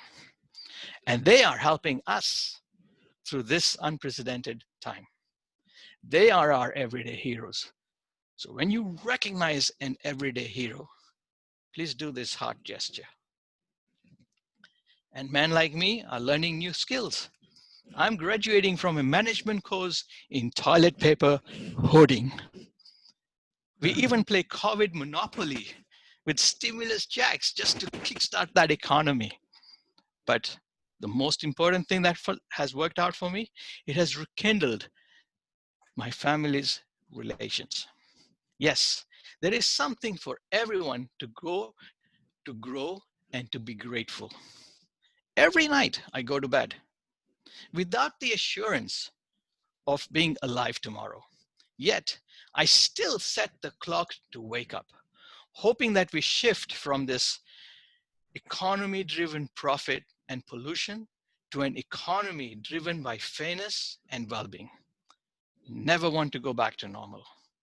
Normal did not work. Back to you, Mr. Chair. Thank you so much, Atish. I have a feeling that there's a speaker coming down the pike toward the end of the evening that will very definitely agree with you in terms of wanting to shape up those people who are willing to cooperate with the experts, because we do have an expert coming along. Thank you for coming so far and sharing your thoughts with us. Now, our next speaker is coming not from quite so far. He's a speaker, a qualified speaker from District 100, which is probably about less than 40 or 50 miles from here. And let me make sure I have my the right introduction. Yes, here it is. Dr. Michael Alexander is Michael Alexander's grandfather was a civil rights lawyer in Selma, Alabama in the 30s. A fight against racial injustice is bred into his family. As a Jew, he has personally experienced and fought against anti-Semitism, and as the husband of a Taiwanese native, he has an unfortunate firsthand knowledge of anti-Asian sentiment.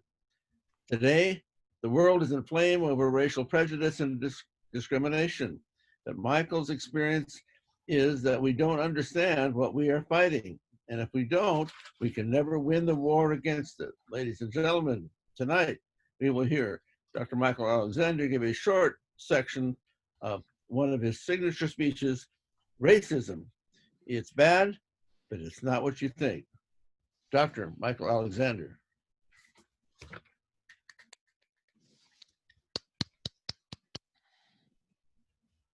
The speech will probably work better if I unmute myself, so I'm going to try that.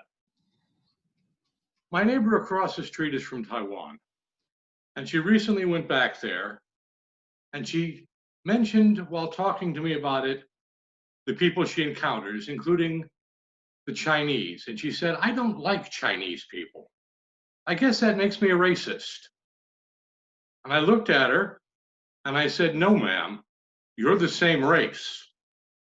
What it makes you is someone who has strong cultural preferences.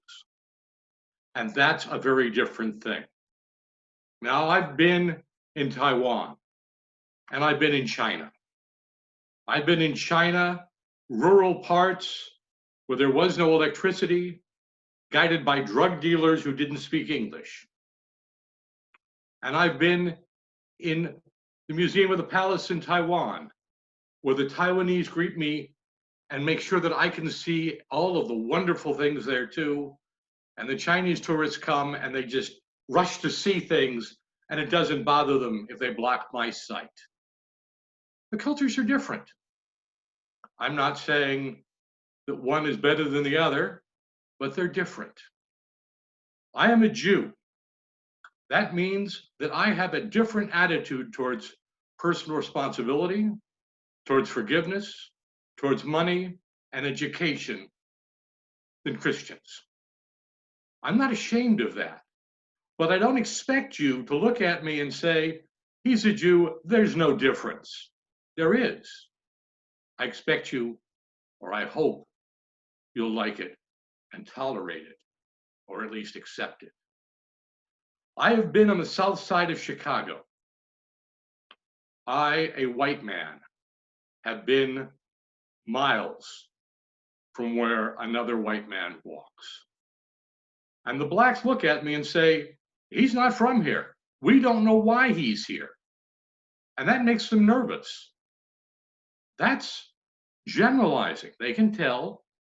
On the other hand, if I'm in my compound in Fontana and I run across blacks in that compound, and I do a lot when I walk, they look at me and I'm a fellow working class homeowner and race is irrelevant. A lot of what we think of as racism is xenophobia. It's what people aren't used to and they don't know how to handle. A lot of it is what we look at and what we see and how we see things. We all know the story of George Floyd and Officer Chauvin. Very few of us out here know that Floyd and Chauvin knew each other very, very well. This was not a white cop meeting a black stranger. This was a white cop meeting someone who he strongly disliked and having the tools to express his dislike, violent tools. And that's an important thing to be aware of. The problem was fundamentally not his racism. It was the animosity between the two men and the fact that he didn't have the right tools to deal with his animosity. He didn't need fundamentally racial equality training. He needed anger management training. Now, if two neighbors, one of which is black and one of which is a racist, see each other, there'll be name calling.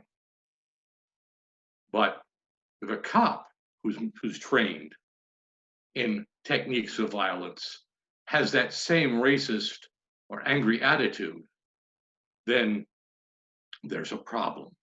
And there's a different problem, and it's a worse problem. Where I live, people think the stereotype is Asians can't drive. And every time an Asian is in an accident, they say, see, there's the proof. And that's a problem. But it's because that we see what we know, or we see what we don't know and are afraid of what we don't know. So we need a different set of ways to approach the xenophobia and to deal with the generalizations. We do a lot in this country of assuming because people are not educated, they're not smart. I particularly hear this from people saying, well, gee, all of the people who vote for Trump are not college educated. Now, I'm not supporting Trump, but that is a fundamental assumption that people are less valid because they don't have education. And let's face it, in this country, statistically, blacks are less likely to be educated than whites. Doesn't make them worse, but it means that our feelings about the uneducated spill over to our feelings about people of a different culture. And that's something we need to work on.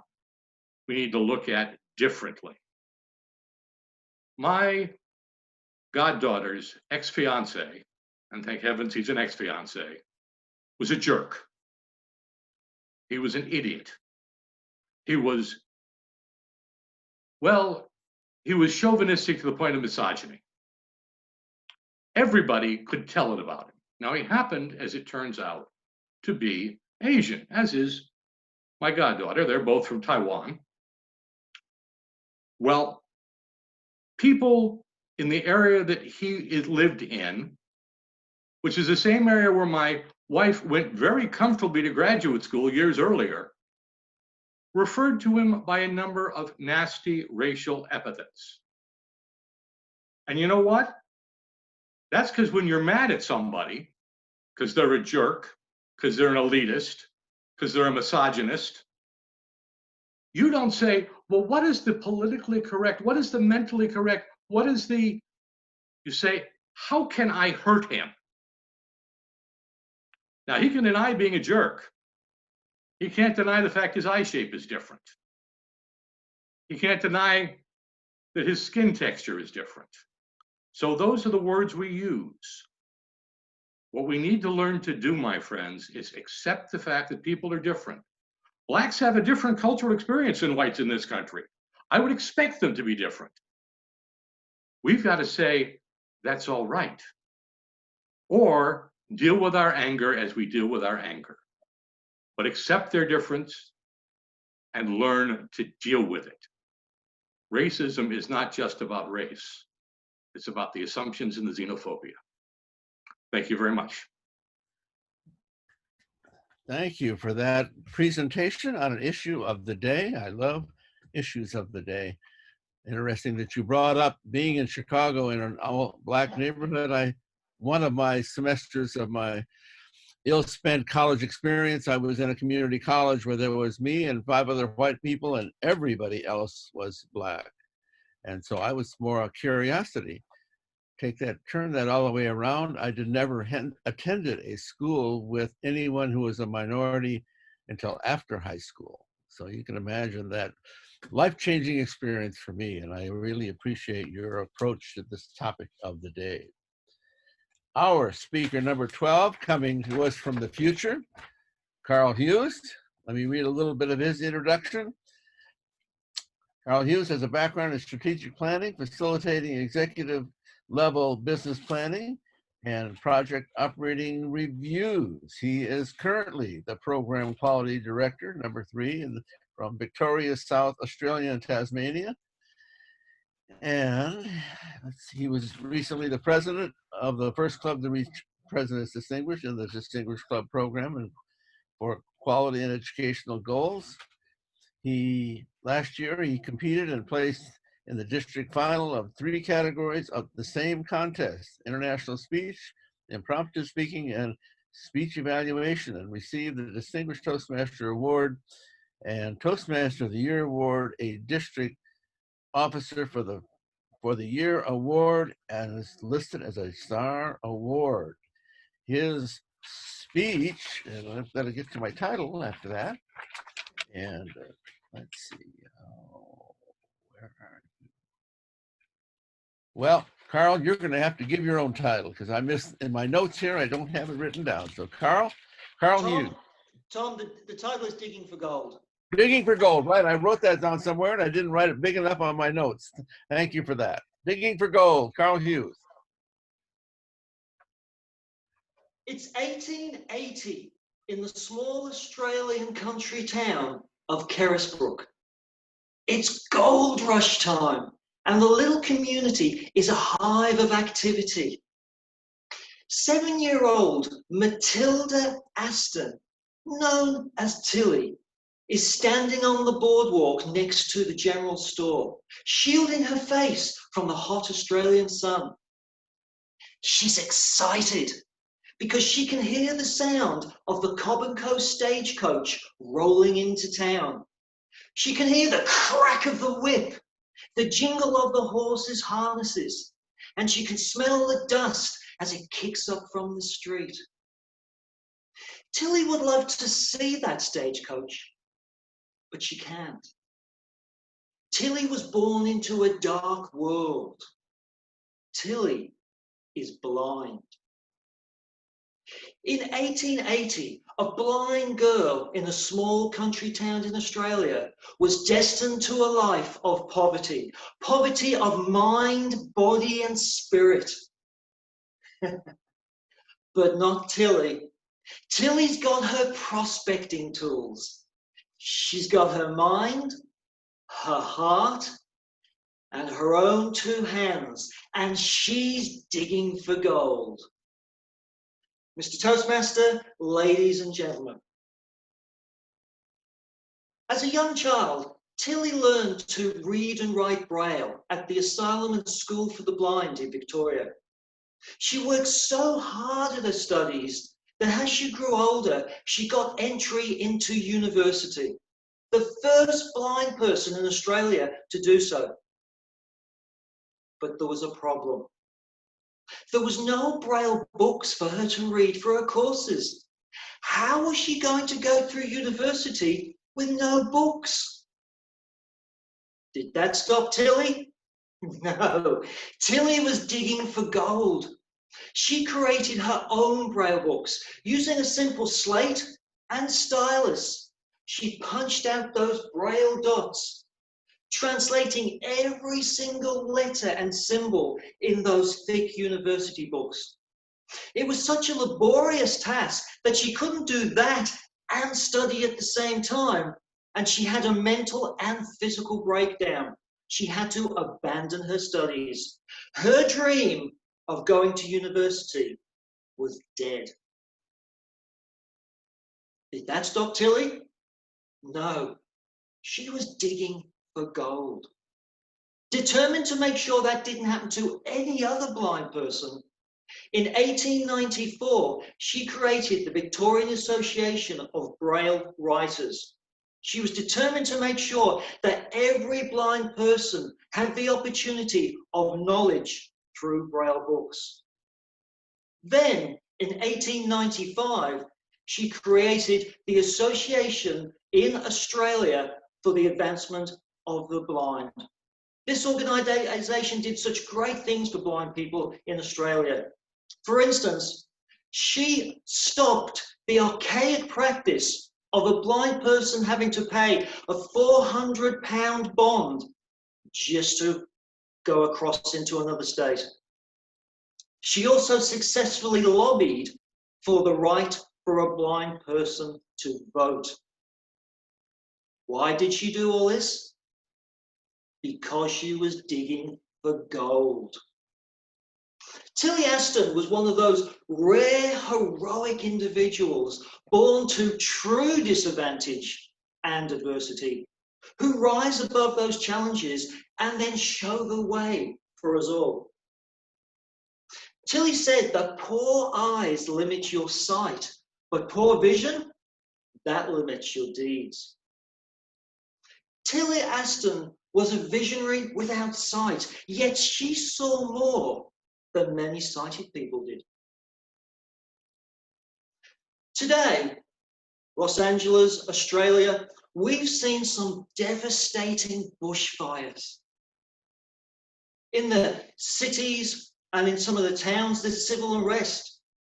Globally, we're all living in fear under the cloud of a pandemic. And raising its ugly head once again is geopolitical politics. Unease, escalating unease among nations. Sometimes we wake up to a dark world. But we can follow in the footsteps of that little girl, Tilly Aston. In these troubling times, you too can still be digging for gold. Just make sure it's real gold, because there's a lot of fool's gold out there. Fool's gold looks like gold. It glitters. It feels like gold. It feels substantial. But it's not. It has little value. How can you tell the difference between real gold and false gold? Fool's gold? Well, you've got the same prospecting tools that Tilly had. You've got your mind to think. You've got your heart for empathy. And you've got your two hands to do positive deeds. What you do with your prospecting tools, well, that's up to you. But use them wisely. Ladies and gentlemen, it's been many, many years now since that little girl stood on that boardwalk listening to the stagecoach coming into town. Today, in these difficult times, I'm holding on to the hand of that little girl, and she's got a question for all of us. She's asking, are we digging for real gold? When that little girl turns to you and asks you, what are you going to say when she says, are you digging for gold? Mr. Toastmaster. Thank you so much, Carl. You have benefited us with your inspiration, and maybe we can use those skills that we learn in Toastmasters to go out and do those good deeds that we certainly can do with the skills that we develop. Thank you for coming, and thank you for being here. I certainly hope that one of the things that today's experience will do is inspire many of the audience members to visit clubs in other parts of the world and learn from them and share the skills and talents that you've gotten from your own particular local area. Our next speaker, speaker number 13, is, and let's see, I'll make sure I get this pronunciation right, Alex Onmet, and he is coming from district, where did I missed that? From District 86. And he, after joining Toastmasters in 2007, Alexander went from fearing the stage to loving it. Two-time District 86 champion at the International Speech Contest, Alexander took second place in the World Semifinal in 2012, specializing in storytelling for young audiences.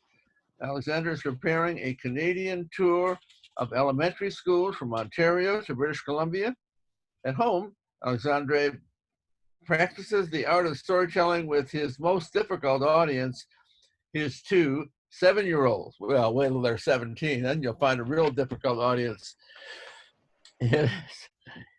And his speech title is The Plan Was Perfect. The Plan Was Perfect. Alex Onmet.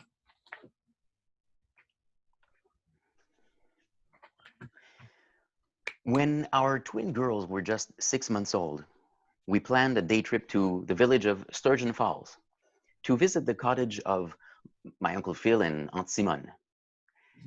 All the previous times that we visited them, or they visited us, the babies were fussy, they were cranky, they were crying. It never worked.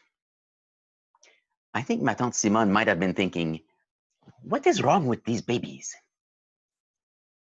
In fact, it was just never the right time of the day.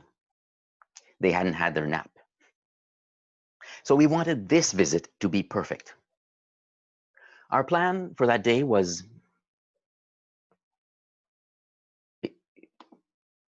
Can you see me, by the way? No, we cannot. I just noticed that my light is not on. Yeah, we can't see you. We can hear you, but not see. Oh, there you are. There I am. Take it from the top. Wow, he's there. I thought Start you were over. an invisible Shall I man. continue where I was? No, start over, please. Are you sure? Yes, please. Okay, sorry about that. When our twin girls were just 6 months old, we planned a day trip to Sturgeon Falls, a small village not far away, to visit the cottage of Uncle Phil and Aunt Simone. Now, all the previous times that we had visited them, or that they visited us, the babies were fussy, crying, cranky. It never worked. Ma tante Simone might have been thinking, what is wrong with these babies? In fact, it was just never the right time of the day. They hadn't had their nap. So we wanted this visit to be perfect. Our plan for that day was elaborate but simple. We'd take the road right after breakfast and let the girls have their nap during the 1 hour ride. In the car, they would babble for 15 minutes. Then they would quietly play with their toes for 10 minutes. And then they would fall asleep for exactly 45 minutes, and they'd arrive rested and ready for a perfect visit. With a drive of just over 1 hour, the timing was perfect. Am I right? Did you do the math in your head too? The plan was perfect.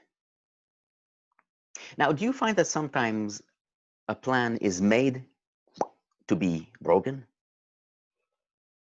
After breakfast, we put the girls in the car and we rode off. I was behind the wheel, Liane was beside me, and the girls behind us. The girls babbled for 15 minutes. Then they played quietly with their toes for 10 minutes. And then they played quietly with their toes for 20 minutes, 30 minutes, 40 minutes. And then they fell asleep. We were just 10 minutes away from the cottage. Now, do you know that a baby's sleep cycle is precisely 45 minutes? These babies need 15 minutes to slowly fall asleep, and then 15 minutes of deep restorative sleep, and an extra 15 minutes to lightly wake up and end the sleep cycle. And we also knew that if we stopped the car, they would wake up, right? The babies like the humming, the vibration of the car. So if we just went to the cottage at that time, they would sleep only for 10 minutes, 15 if I drive really slowly. But that won't work. They need their deep sleep to be in a good mood at the cottage. Let's just drive around town for a half hour. Oh, and if you're concerned about the environment, don't worry. We drive a hybrid. So I was driving slowly in the right lane with cars whizzing by in the left. And then a genius idea came to us in the form of a giant red oval flashing at us. Tim Hortons coffee shop. Yes, let's go to the drive-thru. Great idea. We don't need to stop the car. We can get coffee, hot chocolate, maybe some tiny donuts for the tour of the town. The plan was perfect. Oh, right. Plans are made to be broken. We arrive at the lineup of the coffee shop, behind 5 or 6 cars. The car still running in the drive-thru. Oh, wait. Did I tell you we drive a hybrid? What happens to a hybrid when it's idle? The engine stops running. The car stops vibrating. The children stop sleeping. Shh, la la la la la la la la la la.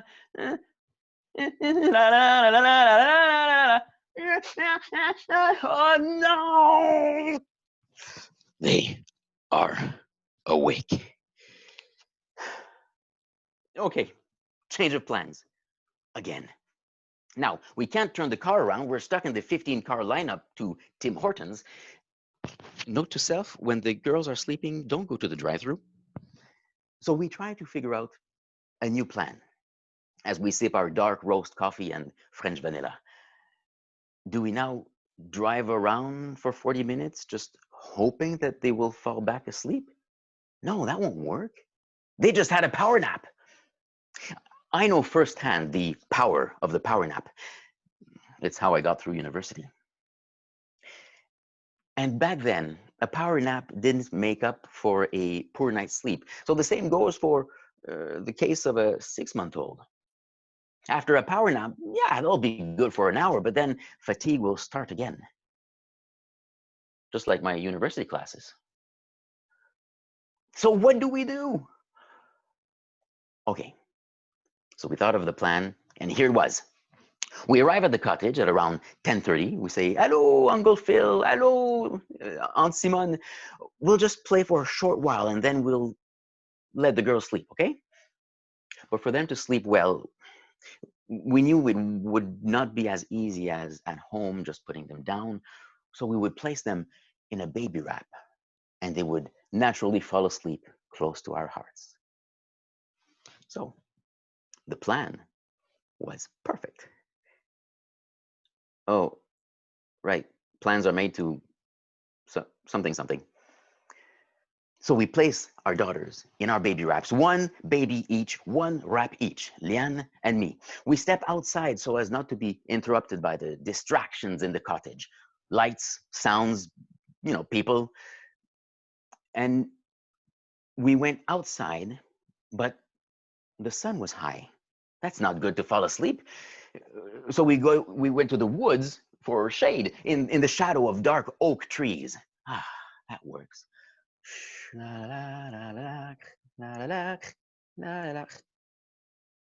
Beneath our feet, the sound of dry leaves and small branches cracked with each step, waking our babies. So we go to the car, we pick up blankets and cover our heads and babies, and we start to shush and sing under our little shady bubbles. Now, after a lot of singing and shushing, finally, my baby falls asleep. Meanwhile, the other baby is still crying and screaming and threatening to wake up my baby. Get away from my baby! At least 6 feet away, please. Liane says, this isn't working, I'm going back inside. Sometimes you just have to accept defeat. And this battle was won by the baby. Exhausted, she gives up and just sits down the baby in the master bedroom just to let her play or whatever. And then she falls asleep. Well, the baby falls asleep instantly and literally. Whew.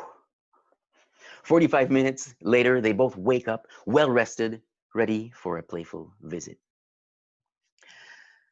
After lunch, we played a little bit, and then it was time for the afternoon nap. But don't worry, the plan was perfect. Back to you, Tom.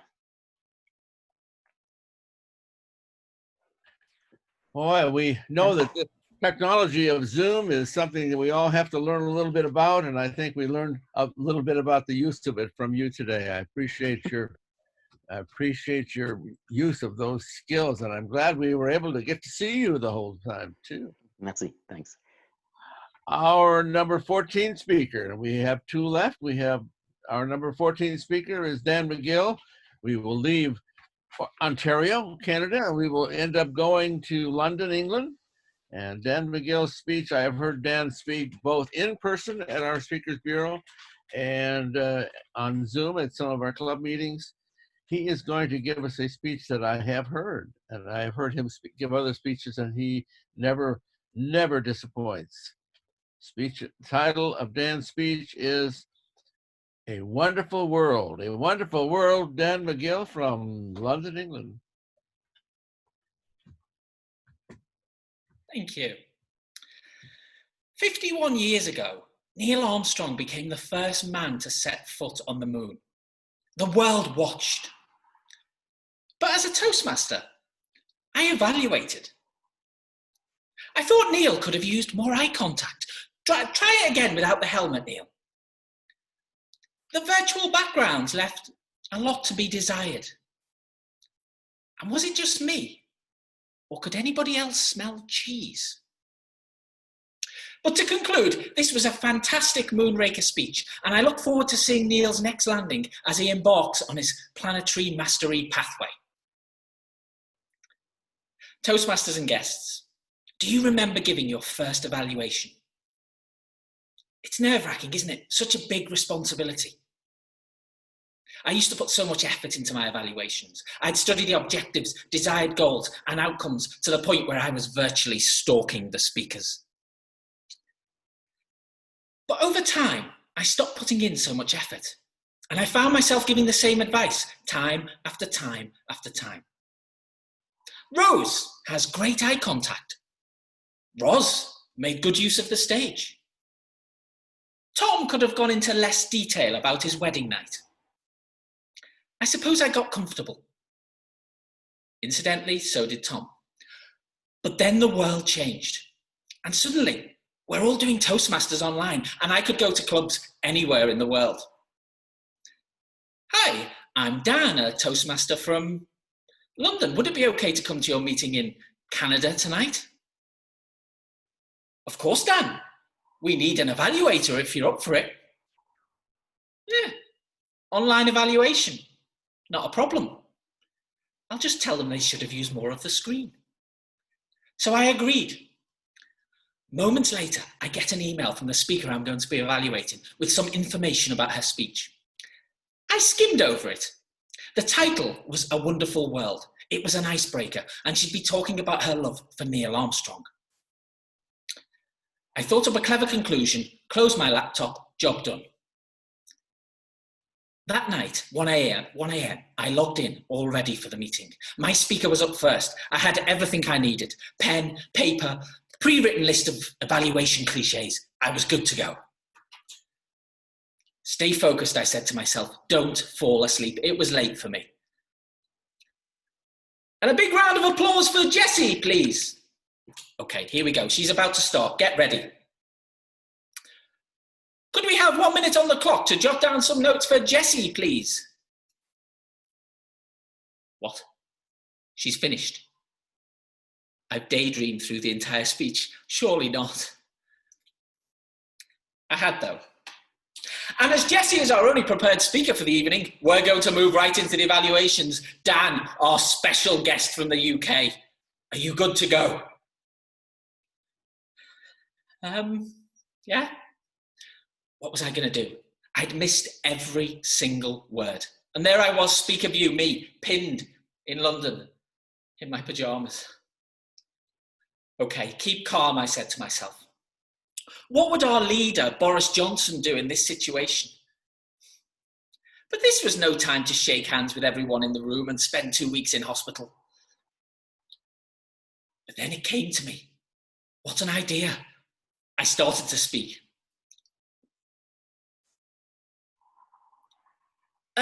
Dan, looks like you're on mute. I wasn't, but I carried on.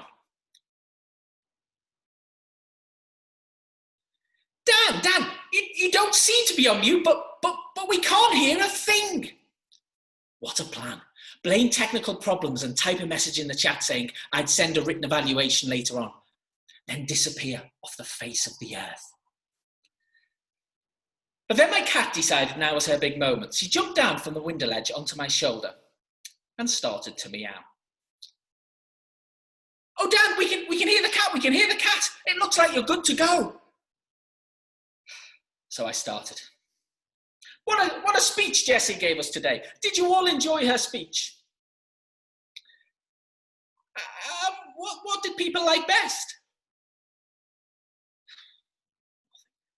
Well, that brings me to my first recommendation.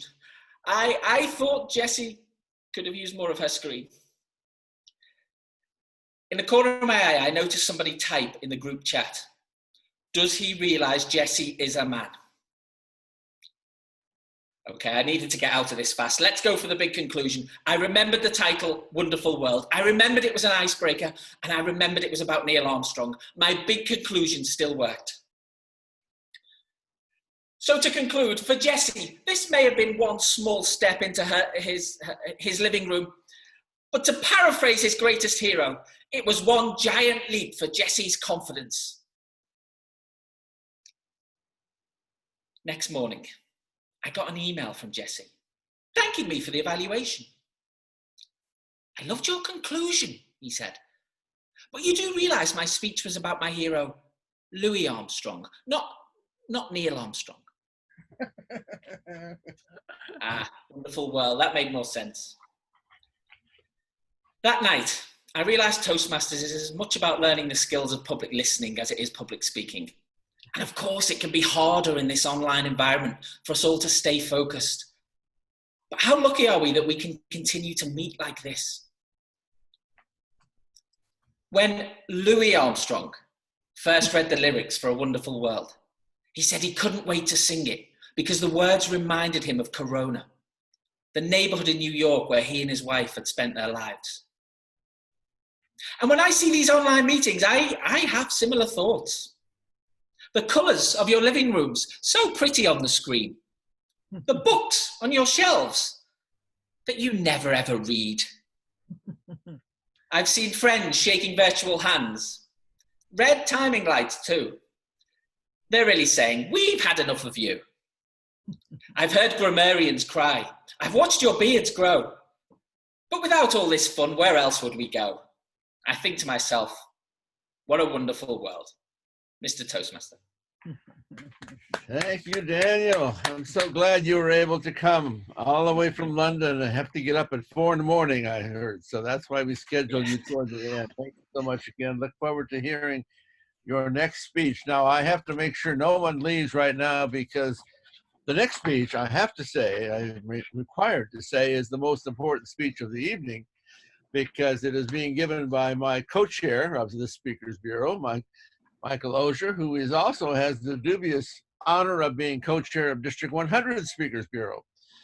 And he's going to give us a topic that is so important because, and he comes as an expert, he is the Assistant Director of Riverside County Public Health.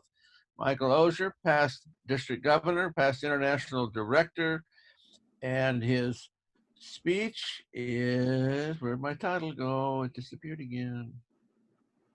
I know it has to do with COVID-19. So tell us your advice about the virus. Michael. Thank you, everybody, for sticking around. Wow.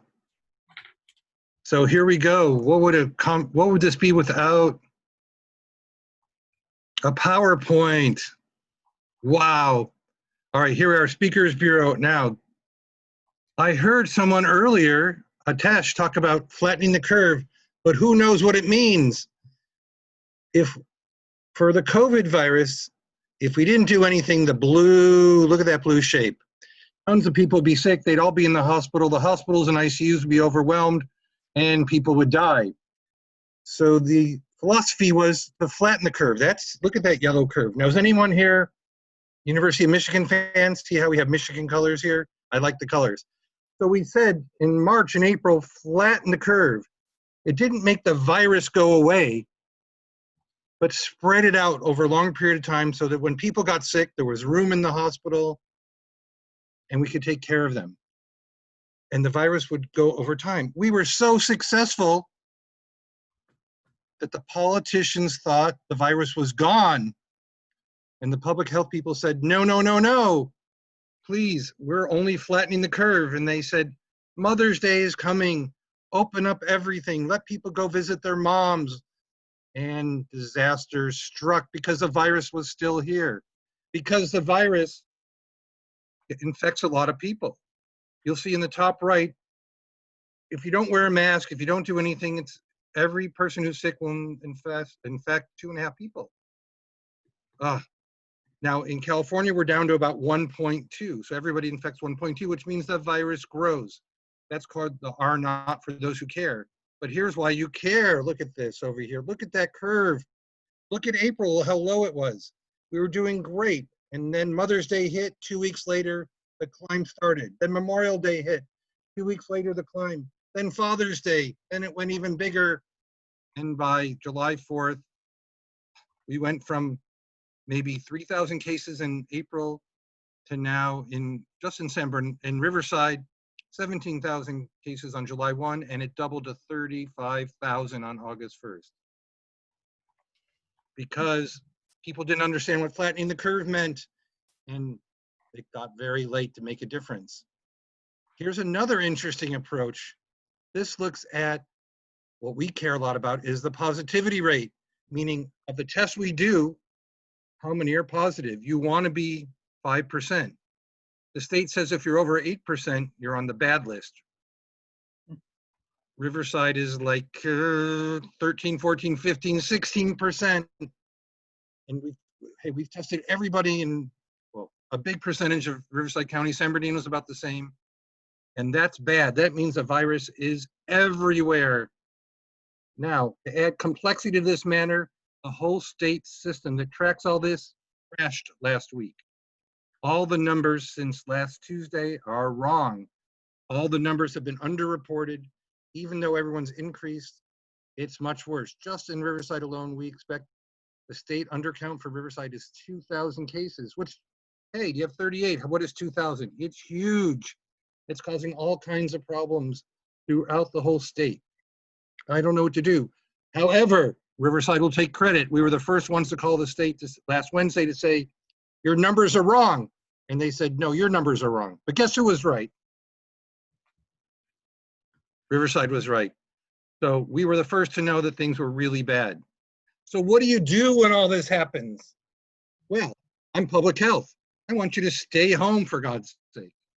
Cover your face. Wash your hands. Stay 6 feet away. That's what social distancing means. And avoid all essential travel. Well, that causes a lot of problems. Right? Everyone remember in April when all the stores were closed? And the businesses were closed? The schools are still closed. You couldn't go to the beach or park. Well, I guess if you live where we do, that's a long way to the beach. Unemployment was super high. Yeah, so the politicians wanting businesses to open because unemployment's up and people are getting depressed. So they said, let's open businesses. This was about the second week of May, just before Mother's Day. They opened the stores. Riverside and San Bernardino said, don't wear a mask anymore. You really don't need to. Now, sure, the economy improved, but people died. People were sick. Now the ICUs are filled to overflowing. And then we had to close everything back. So unemployment's bad. Beaches are closed. Schools are supposed to open next week. Alas, alack, they will not anywhere in Southern California. Now, not a problem for me. My kids are grown. My grandkids are grown. Some people we know, like Karen and Mark, homeschool. But for those of you, I'm sorry, is it better to have kids go to school, get sick, infect grandma and all the teachers, or is it better for them to stay home and drive their parents crazy? I know the answer to that. You'll have to make your own answer. So we started a new campaign just 10 days ago. Masks are medicine.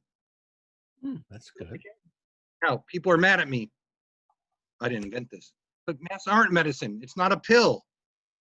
Well, let me tell you, if you wear a mask, and as we heard before, if you wear a mask and I wear a mask, guess what? We reduce the chance of getting sick by 95% by infecting each other. I defy you to tell me a medicine that does even half that well. Mm-hmm. Being a public health person, you see that I don't only just wear a mask, I wear a face shield on top of the mask. Darn it, I got things to do. I don't want to be stuck with COVID for 10 days. And in June, unfortunately, I turned 65, so I'm now high risk. Well, we can't have that. Wear your mask. Do it for yourself and do it for others, as we heard before. We're in this together. What you do makes a difference. Oh yeah, if you do this, stay home unless for essential travel. Keep that 6 feet distance. Cover your face. I guess this was already done earlier. Wear your mask. Stay home if you're sick. We together, as personal responsibility, we can turn the curve make it flat again, empty out those hospitals. But it takes work on all our parts. I know there's sacrifice. I know it's not easy. I know nobody wants to do it anymore and you're sick of it. But really, until the vaccine's available sometime next spring or summer, despite what Trump says, we have to do this or it's going to get worse and worse and worse. And don't believe the first wave was never done. The second wave isn't even hit yet. And this is what we face. So from that piece, we all have personal responsibility for our own health and for the health of others. Wear a mask, insist the people you're with to wear a mask, keep the space, cover your face. Back to you, Mr. Toastmaster. Thank you, Michael. And I'll make this public apology for having us go over. I thought sure with 15 speakers, we'd get everybody in. And last time we got everybody in at 17 speakers. So it must be my long-winded introductions or something. But certainly appreciate everybody being here and all those wonderful preparation of speeches. And I will have next month, will be the 2nd, if I'm not mistaken, of September. But anyway, it will be, we have 2 people, looks like they're going for their QS, so they're in the audience. We won't introduce them now, but we will have a couple of other speakers. Gaynell Vanderslice will be doing one of our series on the Better Speaker series, Knowing Your Audience. And Dominique will also be speaking. And let's see, Jose, do you have anything you want to share with the audience? Our District Director, Jose Pasillas. Thank you so much, Tom. All I'm going to say, we're getting a little bit late, is thank you so very much to everybody that participated. What an awesome night. Thank you so very much. And Tom and Sunny Gal, you did an outstanding job. Thank you so much. And good night and good morning to everybody. Take care of yourselves. Stay safe. And we'll see you next time. Thanks. All right. Thank you, Jose. Thank Can you you all. take a photograph? Can somebody take pictures? Oh, I don't know if anybody did that. That'd be awesome. I have, Anna Napoli, I will send it to Suni. I have taken pictures. I will send them to Suni, okay? Okay, well, we will be available next month. If anyone wishes to come, we're more than glad. And I will, someone asked about Debate Club, contact me. It's in the flyer. My contact phone number and email, it should be in the flyer. And I'll be more than glad to respond to any requests for future meetings. Thank you all for coming. It has been a really special experience for me to hear from around the world, and hopefully will inspire many of you to visit clubs in other parts of the world. Thank you all again. Yes. Yes. Good night. Thank you.